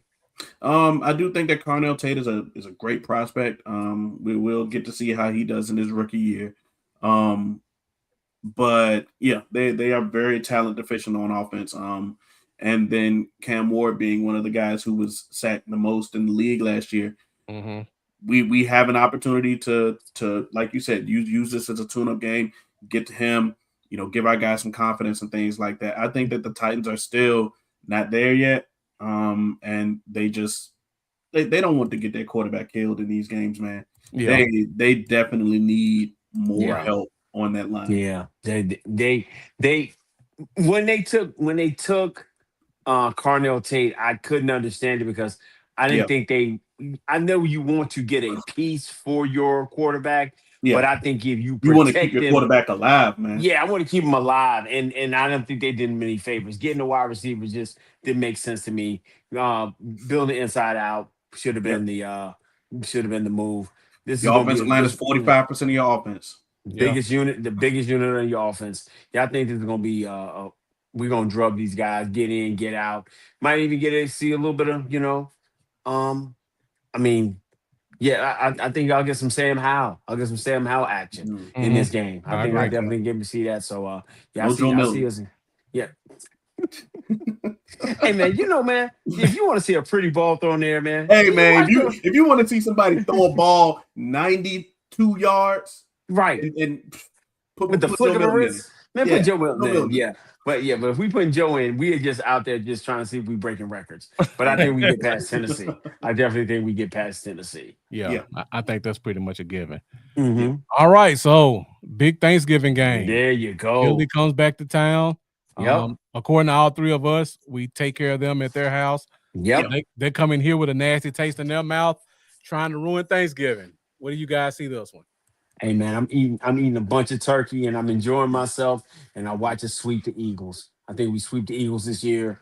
We're gonna start catching our groove. I think this physical nature of this football team will start coming out during this stretch. You had a really nice easy week the week before, got the win. Now you come back in our building and we just kind of start leaning on people because I think that's what you're gonna have to do to kind of um protect his football team. I think that's something that Shadi didn't do a really good job of last year. He put up a lot of yards, he put up a lot of points, but I don't think he protected his football team. And I think because you're in this stretch, this stretch here, three games and 13, Uh-huh. I think you start Yeah. getting downhill, run the football, and I think you beat Philly Okay. in your building.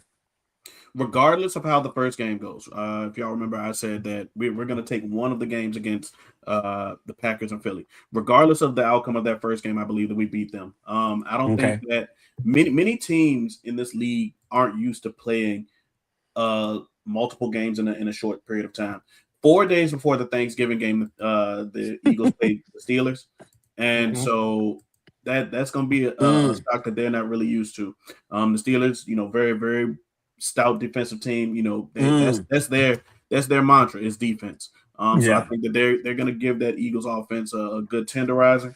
And Yeah. so when they step into this game 4 days later, Right. I think that Dallas is going to have the advantage just because we're used to doing that. Right. So the coach and the veteran players, they're going to have that edge. Yeah. Okay. To add on what you guys said, this is the time of the season where the Eagles have tailed off for the past 3 years. Yes, sir. Start off Yes, hot, sir. lose Yep. 4 of the last 6, Yep. 5 of the last 8. Yeah. I mean, no AJ Brown, Sirianni's on the hot seat, week Yes, 12. sir. Yes, sir. It could be going off the rails at this point. You never know. Sure. Yeah. So I mean, I'm definitely leaning towards a dub on this one. gotcha. Okay. So we got 2 back to back. Okay. Yeah. Okay. All right. So gets interesting.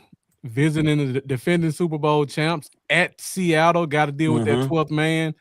Get a little bit of a mini break in there, mini bye week. That's huge. That's huge. That's So huge. yeah, that definitely huge. makes a difference going across country.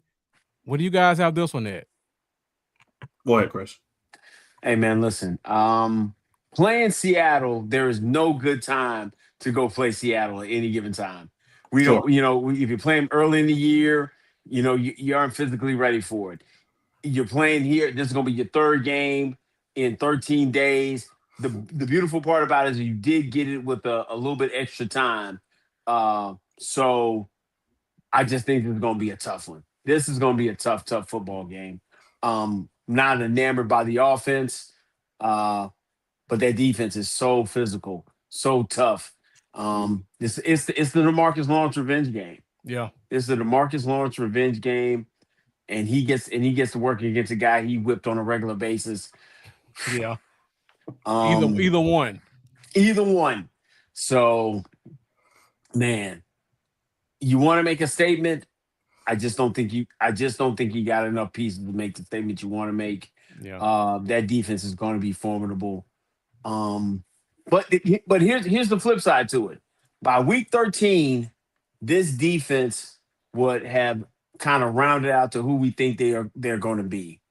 So Either way, though. Either way. yeah, either way, I just think you take the L against Seattle in their building. That's gonna be a tough one. That's gonna be a tough one. Let me jump in on this one. I'll say Please. the good for us.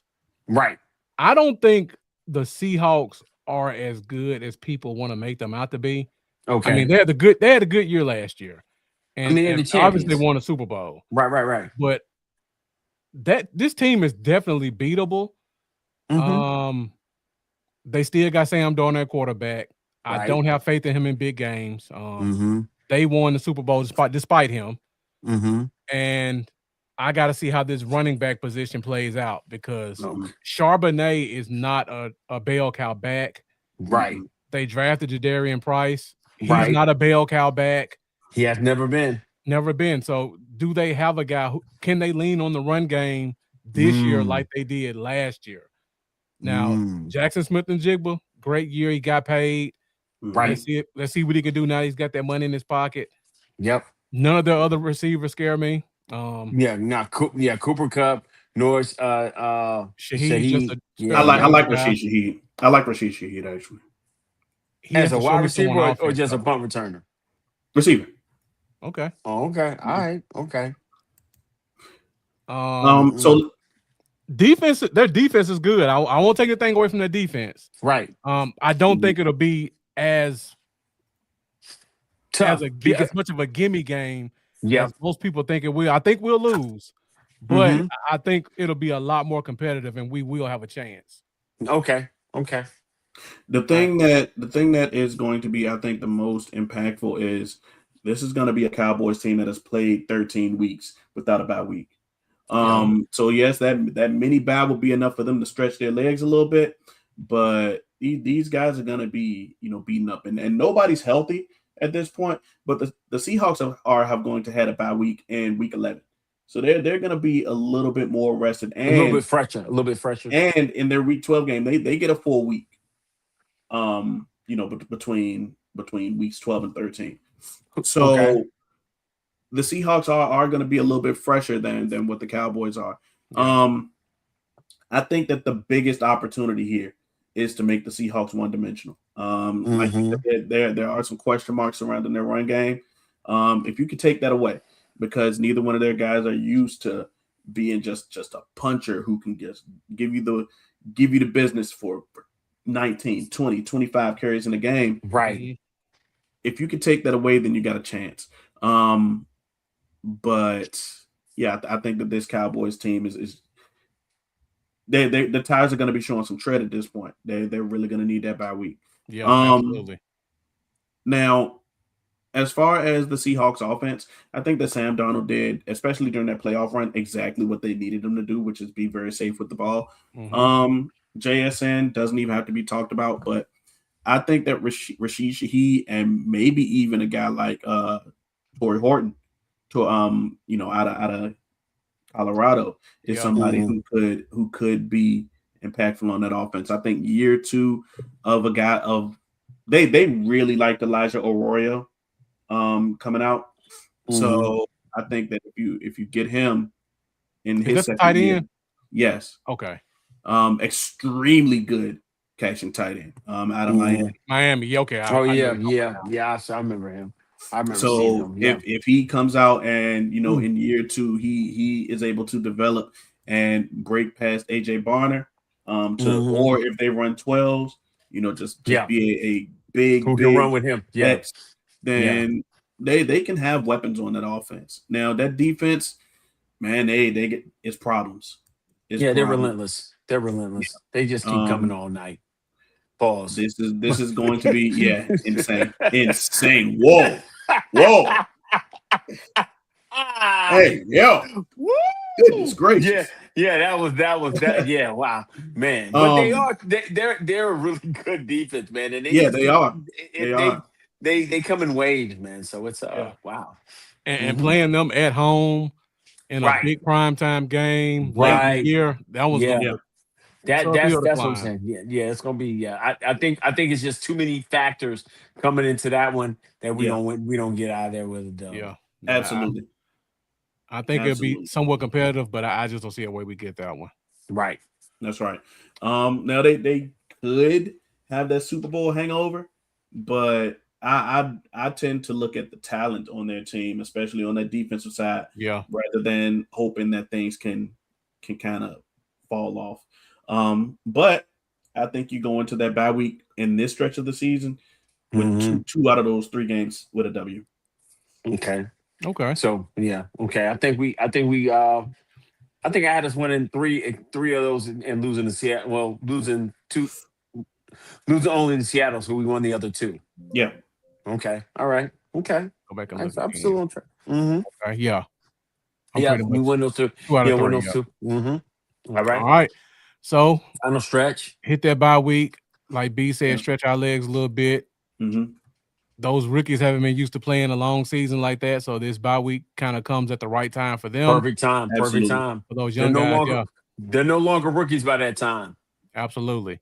So started off typically first week after a bye, you expect to come out and play well, but you got the Rams coming into town. Well, you're going to the Yeah. Rams. Going to the Right. Rams. Yeah. High-powered offense, Tough defense. top 3 defense. Yes, sir. Super Bowl contender. Absolutely. Man. Sunday night game. I'll go ahead and get out no, of here 4 o'clock quick. game. Yeah, I'll get out of here quick. I think this is an L. That team, I think they got a lot to prove after last year, and I think they're going to come out and be hot this year. I think they may be 12-2 at this point. I really like the Yeah. Rams this year. Yeah, man, they went and dealt with all the deficiency which was in their secondary, Yeah. and I think they're gonna be pissed because we jumped them to go get the last piece they wanted, which was Caleb Downs. Yeah, you coming out of bye, you want to be able to be fresh and play. But I think you lose this game in LA. Yeah. I think we win this game. Okay. I think that the Cowboys travel extremely well to Los Angeles, whether we're playing the Chargers or the Rams. So that's like our home away from home. And then during the Stafford era, we played them pretty well. The last 2 times that we played them, we beat them. We hung 43 on them in 2023. Yeah. So yeah. I think that we played them well. Excuse me, and I believe that with us coming off a bye, being just a little bit more well rested, I think that you come out here and take a W. They didn't use that first round pick wisely, in my opinion. So getting that premier rookie talent, they missed out on the opportunity to do that. And took the opportunity to draft Todd Simpson. So with that in mind, I think that they aren't as severely upgraded compared to where they were last year. Kyron Williams has kind of been hurt guy in the past and things like that. And behind him, they haven't found an answer. Blake Corum wasn't the answer when Kyron got hurt in the past. So if Kyron Williams is hurt, their run game takes a dramatic drop in effectiveness. Okay. Now, as far as their 1-2 punch at receiver, Puka Nacua and Devontae Adams, both very, very good players. I just think that Devontae he's getting a little older. He's getting a little older now. He's no more mature. Yeah, absolutely. I don't even know how old is he, but I know he was drafted in like 2013 or something like that. 2013, 2014, around that area. But like you said, a little long in the tooth, couple gray hairs in that beard. And then Puka, dealing with his troubles. He got some mental things going on. He can't get right. But besides that, I think that the Rams are still searching for their tight end, Kobe Parkinson, up and down. Higbee can't stay healthy. Absolutely. No. I believe that they got a great line though. Like Steve Avila is one of my favorite guards that I've ever watched. So their interior offensive line has been very good, which aligns with the good on our defense. That defensive tackle room. So that'll be good on good interior offensive line versus good interior defense. Now I believe that the Rams have a very good defense. it'll probably be like one of the top 3 or 4. It's not going to be one. I think that's going to be I think that's going to be the 4th best defense you play. Yeah, that's going to be one of the 4 best defenses you play. Absolutely. So, Byron Young, excellent young player. Same thing with Yep. Quentin Ford and Braden Fisk. Braden Fisk, yeah. Jared Fisk, yep. Yeah. I mean, Braden Fisk, and then you got Jared Verse. Jared Verse. Yeah, Jared Verse, right. My bad. Absolutely, dog. Yeah. So I think that you and the one guy that they did make the big offseason move for was Trent McDuffie. So I think that they got long. They got the long what is it? Defensive back room. I think that they can cover a lot of space very, very quickly. Mm-hmm. Very, very big guys. They wouldn't got those guys because they felt like that there was their deficiency last year. That's why they let Kobe Durant walk. They went and got bigger in the secondary. Like I said earlier, Caleb would have put them to the point that they probably would have been the favorite to win the whole thing. I mean, that's the only team to put 30 points on Seattle twice. Yeah. And they would have beat them if they didn't have the miscue in the special teams when they were up there playing them in the NFC Championship. So it's going to be with those big corners, with that bigger secondary and guys who can cover. I think they're going to be able to give everybody a run for their money. So you're saying we're going to win because we travel so well, or we travel so well, and during the Stafford era, we've been able to beat them. The last 2 times that we played them, I've been during the Stafford era. We beat them both, 2023 and 2022. Yeah, we had a couple people in the comments. Warbone says Dak is 2-0 versus Stafford. Absolutely. Who else said that? Yep. Yeah, a couple of people said that in the comments. Yeah. I don't think that they are a team who historically just has our number. I think that we play them very well. And I think we beat them. I think we could beat them. Okay. For sure. I think they're on a mission this year. They drafted the quarterback. I think behind the scenes they know Matt Stafford has maybe 2 years. This is it. I think this is it. I think this is it. I think this is the year. Yeah.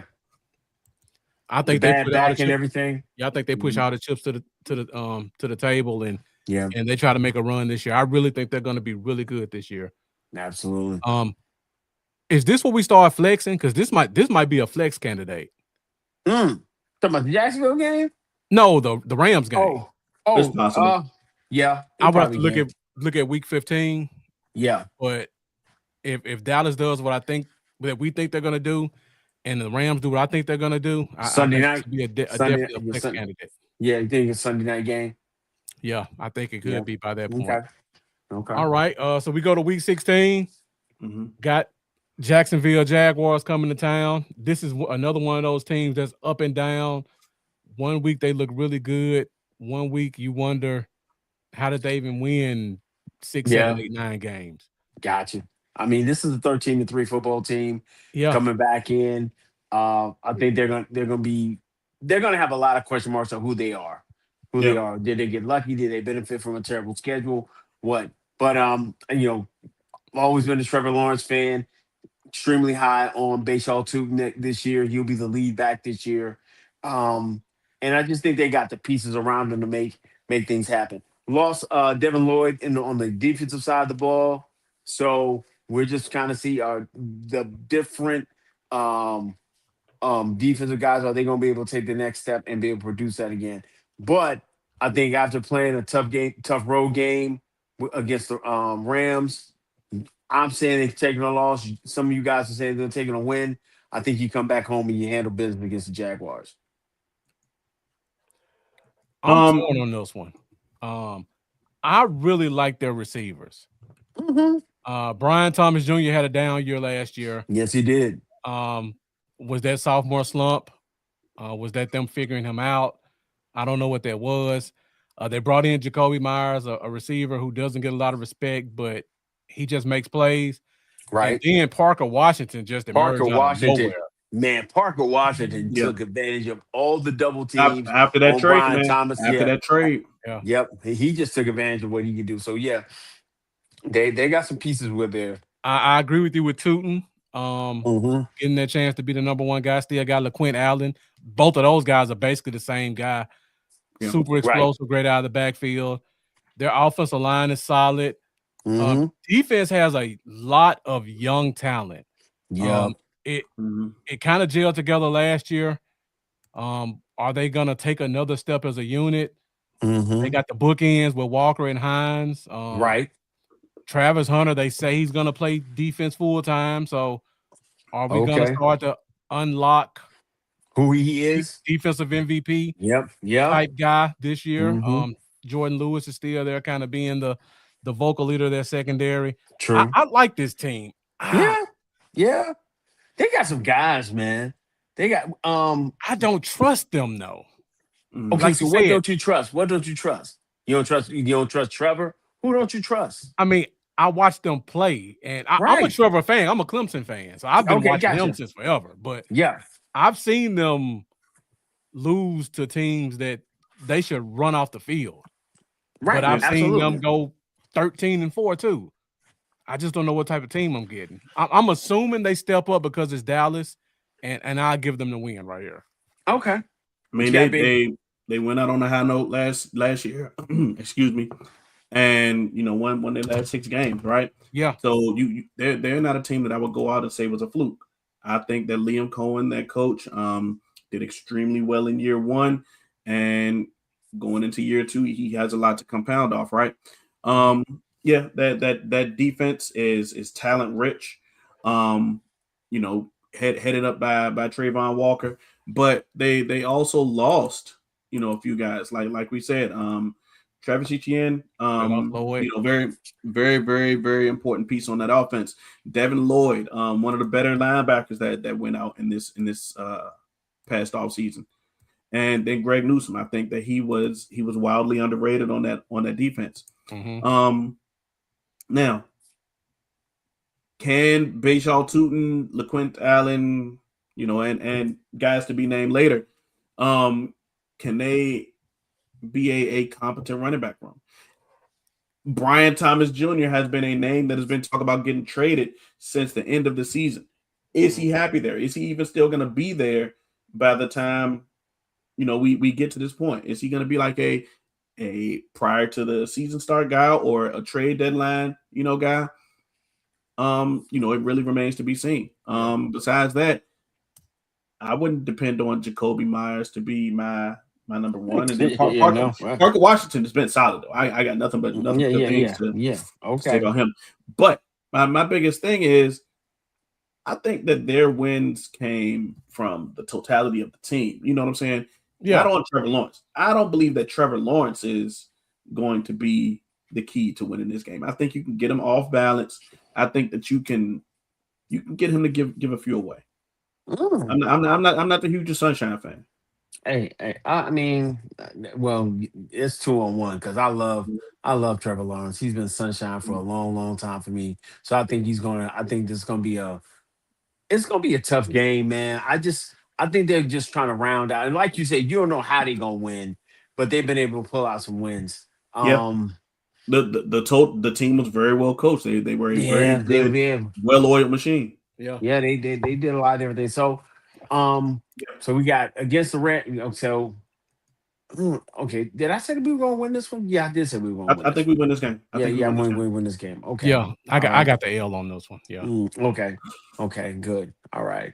All right. So the last Last two two games, division games. division games. At this point, you would assume the Giants are 100%. Yep. We I think probably this. blew them out the water week one, Yep. so they You want get to get a little a bit of payback. absolutely, Yeah. absolutely. Oh, go Go ahead, with Chris. it, Go big. ahead. You Yeah. got it. Okay. No problem. Listen, I think this you're gonna get a preview of what they can be. I think this is gonna be you're gonna get a fully ready to go Abdul Carter. You're gonna be able to find out what um Arvell Reese is going to be able to do in this situation. I think this is going to be the best version because that defense is going to be ready to go and ready to play. You're going to get neighbors back. You're going to have the full complement of offense. Little dude, I'm glad he'd be there so we can just hit him and crack him up. But I I have no respect for that dude whatsoever. And maybe he'll prove me wrong. I'm proving he's not. But it's still the Giants. It's in your building. I think this game is going to mean a lot for you to be able to win the division and put the division away. Um, I see the Cowboys getting the dub here. Okay. I agree. Dak Prescott has always played well against the Giants. No matter who the coach is, no matter who the quarterback is. I think that we continue that saga here, and we take the W. For a lot of the same reasons earlier. They are a very young offense. I think that Jackson Dart, who had only like half a season last year, this is the year where he's kind of starts to come into his own, but he's still going to show a lot of those young tendencies, in my opinion. I remember when he talked about like his snap count and stuff like that, and his decision making when John Gruden interviewed him. He still has to learn to do things in a better pro way. Otherwise, I think that he'll just continue to give the ball away. Chris's guy, Cam Scatterboo, I don't think that he's going to be enough to really be a dominant run game.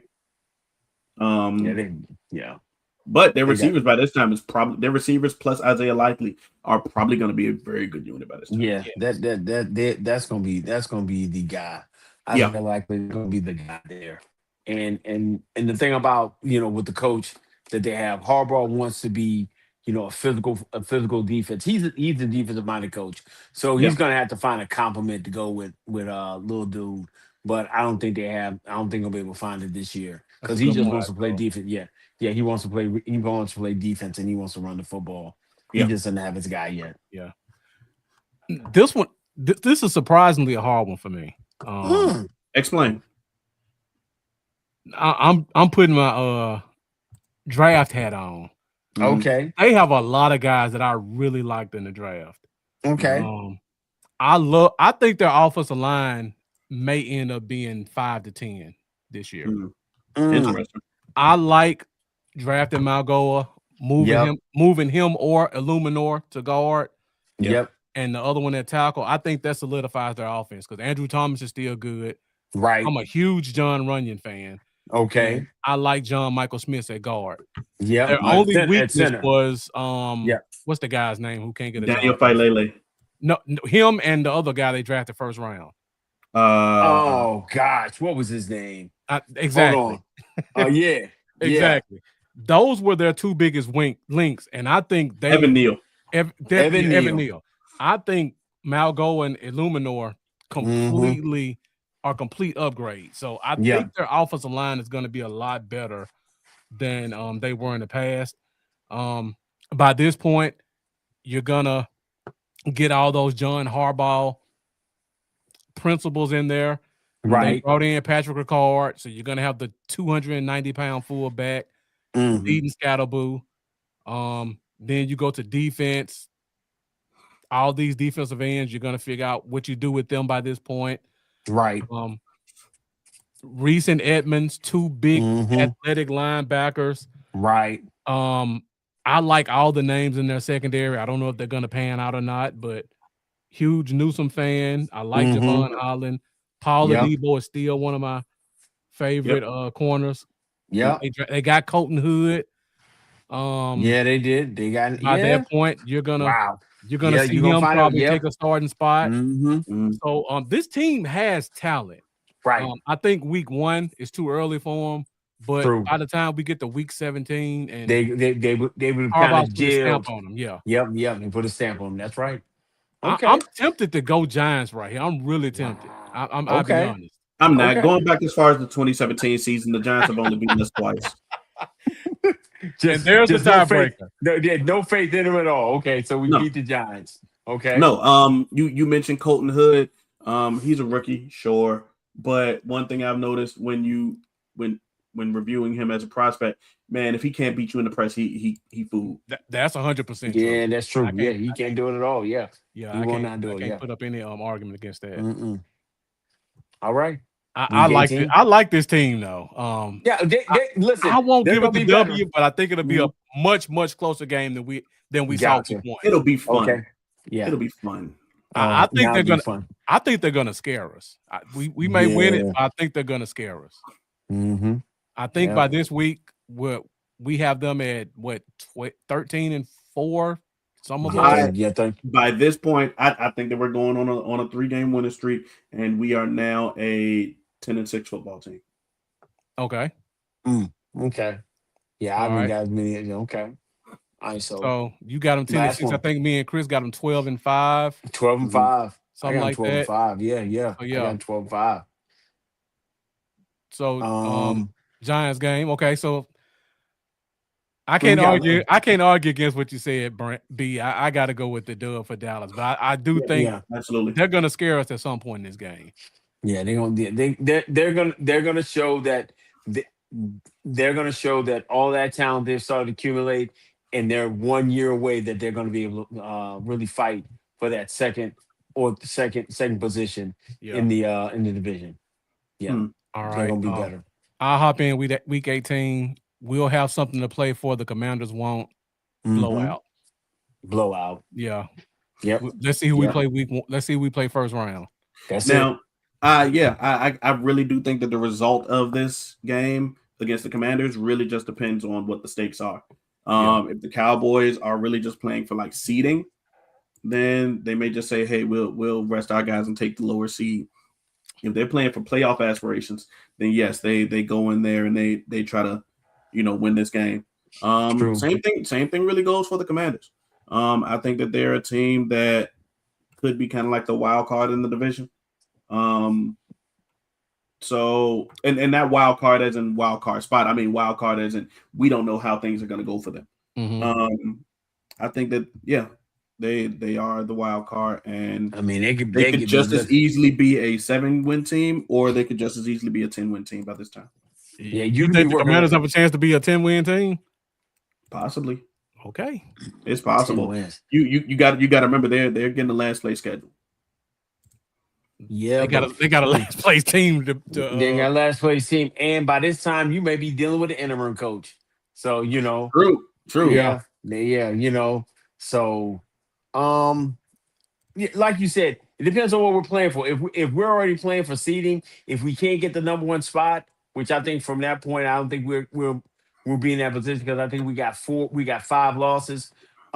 We may be resting people to get ready for the playoffs. So, but they may be that bad that we might be able to turn around with our backups, which would be a refreshing thing, and go in there and get this dub in Washington. So that's gonna be interesting, man. Depends on what we're playing for. Absolutely. What we're playing for. Yeah. Now, I mean, this may be the I point would where generally believe that we beat them. Just generally. Yeah. Like if this was a week 12 game or something like that, in any week except the last week, I could just say, okay, yeah, I believe we'll beat them. But it really just depends on the stakes. Yeah. If it's to the point we just get healthy, we're trying to get healthy because we're gonna have to play that following week, and I'm playing my guys maybe a half, and then I'm getting up out of there. But this may be a point in the season where if what happens, what we say happens, we swept the Eagles. We may be playing to get that number 5 spot to play the Eagles at home, or we may drop to 6 or 7 and have to go to Seattle or I see what you're saying. or I see what you're saying. Right. So we may be playing to try to not go somewhere we don't want to go week 1. True. Sure. That may be true. Yeah.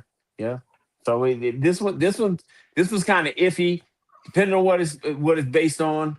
But I still always wanted to give the Cowboys the dub against the Commanders. Yeah, because I think if you look at our schedule, the way we just went through it, we've already have played at least 2 division winners.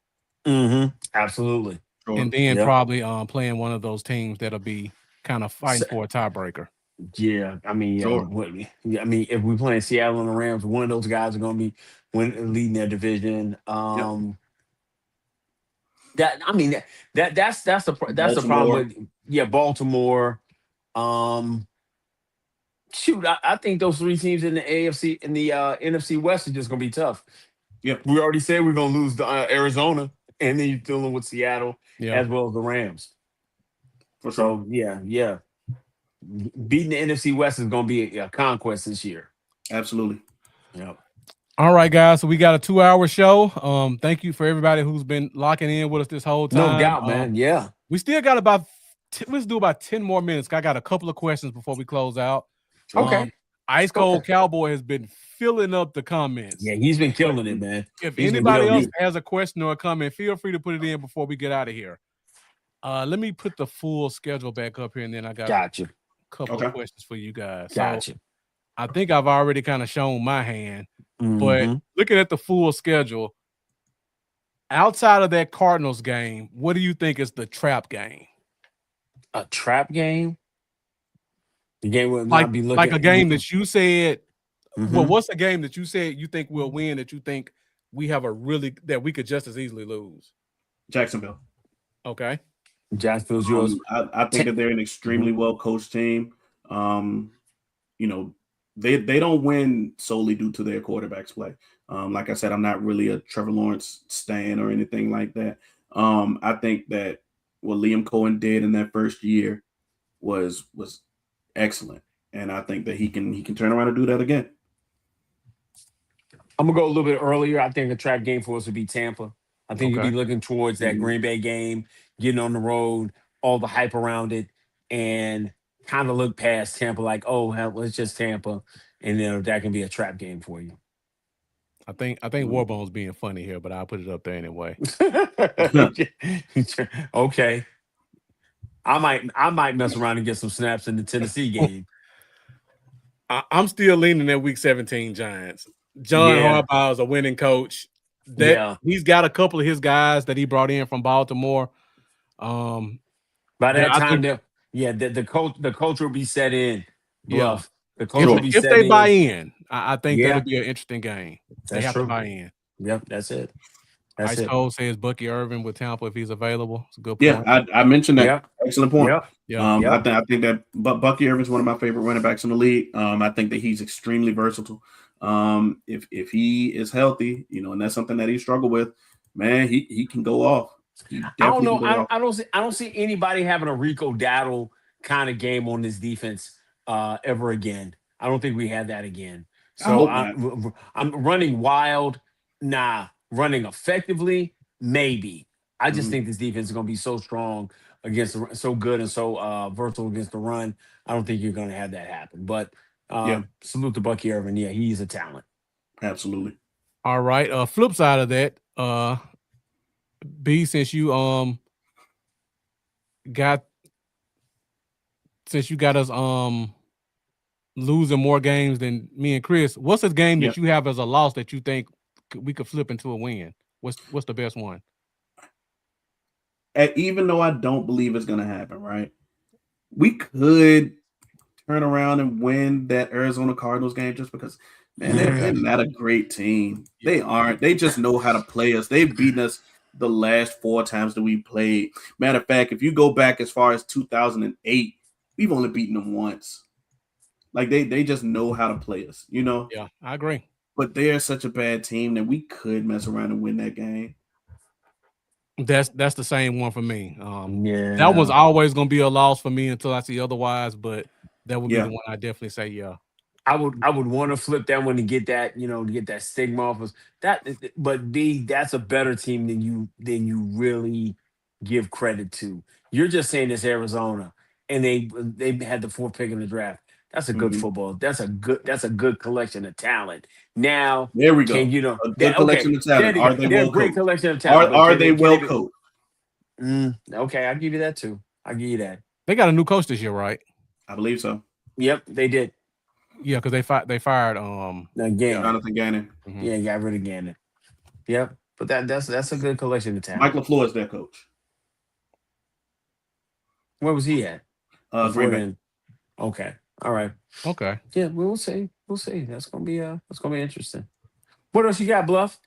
I mean, that's pretty much all I got for the schedule. But while Mhm. I got you guys here, let Go me ahead. ask you a free agent question because we're kind of hitting that third wave in Mm. free agency. Um, who's a guy that you think? Well, let me back up. Go Who do ahead. you think is a June 1 cut that we may be interested in? Like, who do you think is a June 1 cut guy on another team? Ah, Hold on. mm, Yeah. that's a good one. Yeah, man. You should have gave me. That's a great question. Yeah. Yeah, man. I'll give you mine. Give it to Please. me. I'll give you two. Okay. The Cardinals absolutely have to cut a running back. There's no question. Oh. No Mhm. question. Trey Benson or James Conner has to go. You Yeah, can't sure. you can't draft this kid fourth overall and you can't pay the kid from Atlanta all that money to come in and then just have James Conner being your second most expensive back, and Trey Benson the second round pick. And based off what you got, he's not touching the field. Right. So I think Conner has to be a post June 1, or Benson is a cut trade candidate. See, can y'all hear me? Yeah. Yeah. Cool. So my problem with the running back room is because I really don't trust Shoddy to be physical. I just don't trust Shoddy to protect, like I said before, to put this position where we start running the ball as we should, because I think this should be a year where you got to find out what you got with Phil Maffa. Yeah. You got to find out what you have with Phil Maffa. And I think Javonte Williams and Maffa are kind of the same guys. And if you can start doing that, you kind of want to have more thunder than you do have lightning. Does that make sense? Because I think Blue has got to figure out whatever he's got to figure out. But I think he did show us something in that last game against the Giants. So Benson or Connor are the same thing as Maffa or Williams. Yeah. I don't have a home run threat, and I need a guy who can be a home run threat. So I'm looking for a different type of back if I'm going to bring that guy in. Okay. What you got on that, B? I think that if I were to look for a post June 1st guy, the Saints don't really know what they're doing with Alvin Kamara. Right. I think that he would be a great one. Yeah, you and Warbone on the same thought. It's possible that Eric Armstead could be going out of Jacksonville. You know, they drafted Rook Orojo. Look, I'm not trying to butcher that man's last name. Yeah, okay. There's a lot of situations where we can come out with the guy. But I think that right now the biggest one would be Alvin Kamara, because I think that our running back room needs a lot of help. Now, as far as best remaining free agents, Jadeveon Clowney is obviously still there, but he's been a guy, he don't like doing like camp stuff, so he always signs really late. I'm glad you said that, because I said the same thing. Yeah, he does. People think we're not signing him. Sometimes people just don't want to sign. Yeah, he's one of those guys. He's one of those guys. He always waits to sign towards the end of camp. He don't like doing training camp stuff. And hey, he goes out there and he balled. So I respect him. Yeah. How y'all feel about guys like Joey Bosa? Nope. I would rather have Von Miller. Wow. Really? Wow. Now, why would you want Vaughn over Joey? I mean, Vaughn had a good year last year with the Commanders. He, even though he's a little bit long in the tooth. No, he ain't a little bit. He's very long in the tooth. Don't do that. What his skill set was fits what Ezraku and Malachi Lawrence are now. So he would be a great teacher for them while being in the rotation and still being able to be effective. I don't think if you bring Nick Bosa in, he's basically just an older Rashawn Gary. Okay. Ooh, nice. At this point. Okay. Yeah. He's not Rashawn Gary, I think, is good on this side. Yeah. I think Sam Williams may give you a little bit. Right. We need some guidance on the other side. Oh, yeah, because they're so young. Gary, Rashawn Gary can't give that to him because he's not built to do what they do. Exactly. So you bring Vaughn in, maybe for a super situational type thing, but you're going to keep the young guys trending towards doing that. Oh yeah. Vaughn's just there to be I'm on the sideline, I see something. Yeah. What did you see here? Yeah. How'd you that? When I was him, I did this, and this. Yeah. I see that in your game. Try it out. There you go. Now, go ahead. Now, this is the one who I'm not sure if this guy still wants to play football, but I mean Hassan Reddick out there. But I'm not sure. I'm not sure if he still wants to play football though. And yes, like you said, Christian Parker was a coach on the staff that he's played with previously. True. Okay. Yeah, I can see that. That'd be an aspect. I'll give you another post June 1 that I don't think anybody's talking about, but I think it's going to happen. I think Jordan Brooks is going to be a post June 1 cut. I'm hoping he is. Yeah, absolutely. And now, if you're gonna bring in another linebacker, which I'm crazy about I feel. Let me not say that. I'm okay because it's adequate. But if I bring in Brooks, then I definitely find a way. I'm gonna be honest with you. If I can bring in Brooks in June 1, I'm trying to play Overshown and I'm trying to trade him by the trade deadline so I can get something back from him. Interesting. Yeah. I want because I'm not going to. I'm not mad at it. I'm not mad at it. Yeah. He hasn't been healthy, and if you can get something for him, right? Because if these other guys start panning out, and if I've already got Brooks, I gotta get. Listen, I don't have. I got a first rounder, a third. You talking about in 2027? Yeah. Okay. Pull my draft up. I think I know. Even though we say we got 2 first-round picks, we really don't. We got 1 because we already gave that 1 away for Quentin Williams. I don't have a second. Mm-hmm. I think I got a third because they've been so willy-nilly with their draft picks. Yeah, you do have a second. You gave away your second this year, part of the Quentin trade. Okay. So I got 1. I got a first, a second. What we got? You got a first, a second, and a third, and that's it right now. Okay. Yeah. So if I can get away with it, he's playing well. Yeah. I'm not gonna sign him. If I can get a 4th or 5th for him, I'm doing it, bro. Yeah, he's got the agent. You know it's gonna be contentious. Yes. Why go through that? Why go through this? Why go through this? Why go through this when you know you're going to give him league minimum because he's not going to garner a big free agency market because he hadn't been healthy. Yeah. So let me see if I can get somebody, say, hey, let me go and get him so I don't have to bid for his services. And give me a 4th or 5th for him. Yeah. And let me say this about Jordan Brooks for the people who are watching who don't think that's an option. For one, Jordan Brooks is not the Mike in Miami. So that already kind of devalues him to that team. Absolutely. Yep. Number 2, they drafted Rodriguez. They drafted Kyle Lewis. Mm-hmm. Those guys played the same position and the same style of football as Brooks. Right. So now you got 2 guys right behind him. Neither one of them are Mikes. Maybe Rodriguez can play some Mike, but he's not a Mike. Yep. So you got 2 cheap guys behind him. Number 3, he's your most expensive linebacker on your team right now. There you go. This team is clearly rebuilding. Yes. So why pay him $8 million and you got Rodriguez and Lewis just sitting on the bench looking at him like, when are we going to get our shot? Absolutely. Why is the old guy here still at the club? That's how that looks like for them. Absolutely. I think Miami overplayed their hand being trying to play hardball before the draft. Yeah, and I think it just fell. It just fell to a way that they had to take it, and they ended up with 2-wheel linebackers in the draft. Yeah, that's it.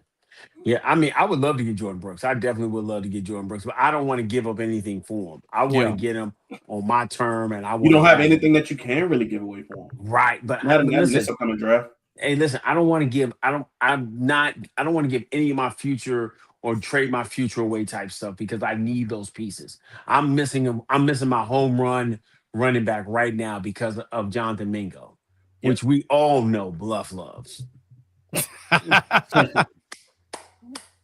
That's how I feel right now. I'm missing my running back, my home run running back, because I gave away that 4th round draft pick for Jonathan Mingo or Trey Lance. I don't care who it is, but I don't have that right now. I think the weakest room I have on my football team right now is my running back room, and that's to me. Not I mean, right. I know how much. I'm not upset about you saying that. Okay. I know how much you feel about the linebackers, but that running back room is got a bunch of questions. Yep, absolutely. Warbone says, "What do you pay Brooks?" I mean, I think he's gonna get cut. Honestly, yeah. I definitely think he gets cut. And I don't think you. But like I said, if you can get Brooks, I'm trying to position Overshown to bring me back a pick because I don't see anybody. Everybody else, I'm excited about. Everybody else I'm excited about. I can keep. I got leverage because they're still young. I don't have anything with Overshown. Yeah. But hope and jersey sales. All right, guys. So it's almost midnight where you guys are. So we got one more question, and I get you guys out of here. Go ahead, bro. So Warbone asked the question. We were talking about the schedule. Which win would you rather prefer, the Ravens or the Niners? Because I think 49ers easy. Okay. 49ers without question. I gotta get that stigma that I can't beat them off my back. And their conference win. Yeah. It means more. Yep. Absolutely. Okay. That's what I would have. That's what I have. All right. So you brought up the point about Overshown. This will be the last question. Okay. Who's another guy who's a potential trade candidate from this team? Go ahead, Chris. I know you're gonna say outside of Overshown. Go ahead, Trade Chris. listen, my number one trade candidate. Listen, I want nothing but healing and prosperity for Deron Bland's feet. I want his feet to to get healed to supernatural power he looks great. He's moving fluidly and I can get something for him because Lord knows I don't want him on this football team because I want to be able to play Kobe Durant in the slot. I want Kalen Carson to,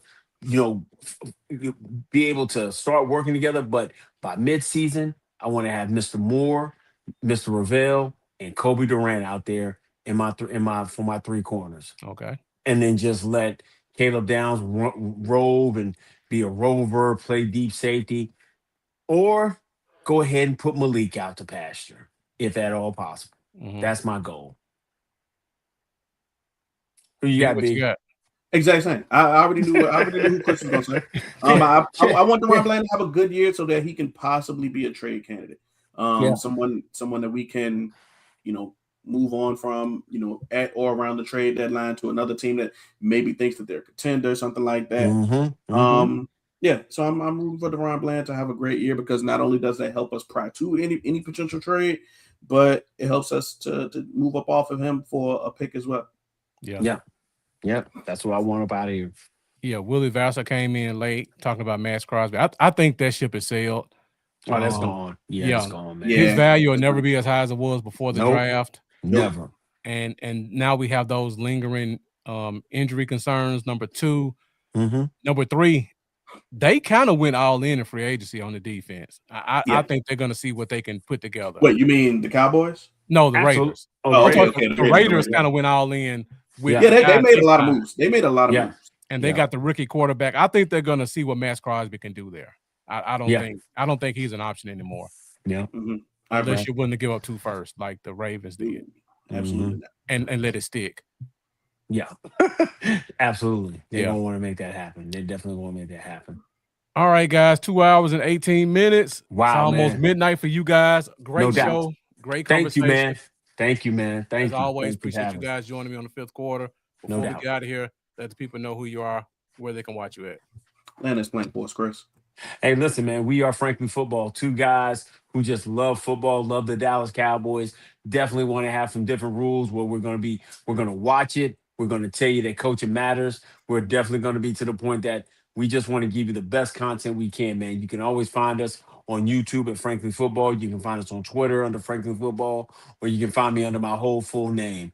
But I'm setting it off, Chris, man. This is B, man. We the 2 guys at the 7-Eleven late, making sure that your hot dogs aren't burnt and that your chicken is still crispy. And, man, we always say got the refrigerator stocked so you can come and get something quick and easy, man. That's who we are.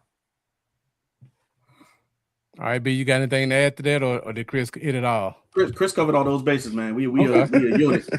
Look, we speak for both of us. That's it, man. One more thing. Let people know. I know you guys kind of go live whenever you want, but what's like a consistent day or time that you guys normally are live? Like we usually do a Monday, Wednesday, and then we're gonna be kicking with Stargazer this Friday. And so we're gonna be rocking with her. And then sometimes what we usually try to do, we might try to, because we're in this spot and we're trying to work through, but we try to do Monday, Wednesday, and Fridays. Okay. That makes it our move, what we try to do. So we bump heads against you sometimes because we're taping, or some of the other people that, cover 3, they run on a Wednesday. So we're kind of in that spot. Everybody does Wednesdays. Everybody do Wednesday, man. The guys that we love and respect on Wednesdays, but we're kind of Monday, Wednesday, Friday. What time? Like around what time frame? We're around about 6. Okay, we usually set for 6:30, but it depends on my dogs. So That's if I'm Central walking or by Eastern? we're Eastern time. Okay. Eastern Standard. Yeah. So if we're usually try to do 6:30, but if I'm walking my dogs, we probably go as late as 7:30. Okay. Yep. That's what we All get right. down there, man. So for those of you guys watching, make sure you go catch them. Frankly No doubt, Football, man. Monday, Wednesday, Friday. Go find them on X. Go find them on YouTube. No Check doubt. out what they're talking about. Got a lot of great content to discuss. No doubt. And for those of you who are new to this show, feel free to join us every Wednesday night, 8:30 Central Standard Time for the Fifth Quarter Podcast. As you guys know, we're kind of in those dog days where we're searching for content. Hey, I would probably say I hope there is no content right now because that means that everybody's staying out of trouble and we don't have any Rasheed Rices. That's But man, come on, yeah. bro. We'll definitely be here next Wednesday. We'll have a great no topic. Nolan Smith. We just saw that he got arrested. Oh, he did. I missed that. Oh man, 135 and a 70. Ooh, Man, Yeah, one thing, just- man. One thing with them Georgia players, man, they gonna drive fast. for for sure. no reason. Yeah. That's just crazy. 130, man. What? And I got a kid that's got one of those kind of cars, man. And I'm still just trying to figure out why do you have to? I mean, it's still gonna be there whenever you get. I can't talk, Chris. I mean, I understand. 135 you, is 130 and crazy, 70 is insane, though, bro. That's Yeah, crazy, man. Yeah. Man. Yeah. Okay. Hey, listen. It's hard, but it's fair. Yeah. But I mean, what do you need a rocket ship for? I'm sounding like an old man again. All right. Well, thank you everybody who joined us. Appreciate you guys locking in with us for almost 2.5 hours. Thank you everybody who watched us over on YouTube at Frankly Football. No you doubt. Get a chance, come back and check us out again. Oh, And yeah, those definitely of you- come back. Definitely come back and check Yeah. out. Love, Those man. of you Come watching in. from DC4L and Bluff City Cowboys page, make sure to go check them out as well. And once again, everybody watching on X, I need to get you guys on Facebook or YouTube one time because you guys are watching consistently, and I would love to hear what you guys have to say. No doubt. Thank you guys for watching. Appreciate you tuning in. And as always, let's go Cowboys. No You doubt. guys have a good night. Peace.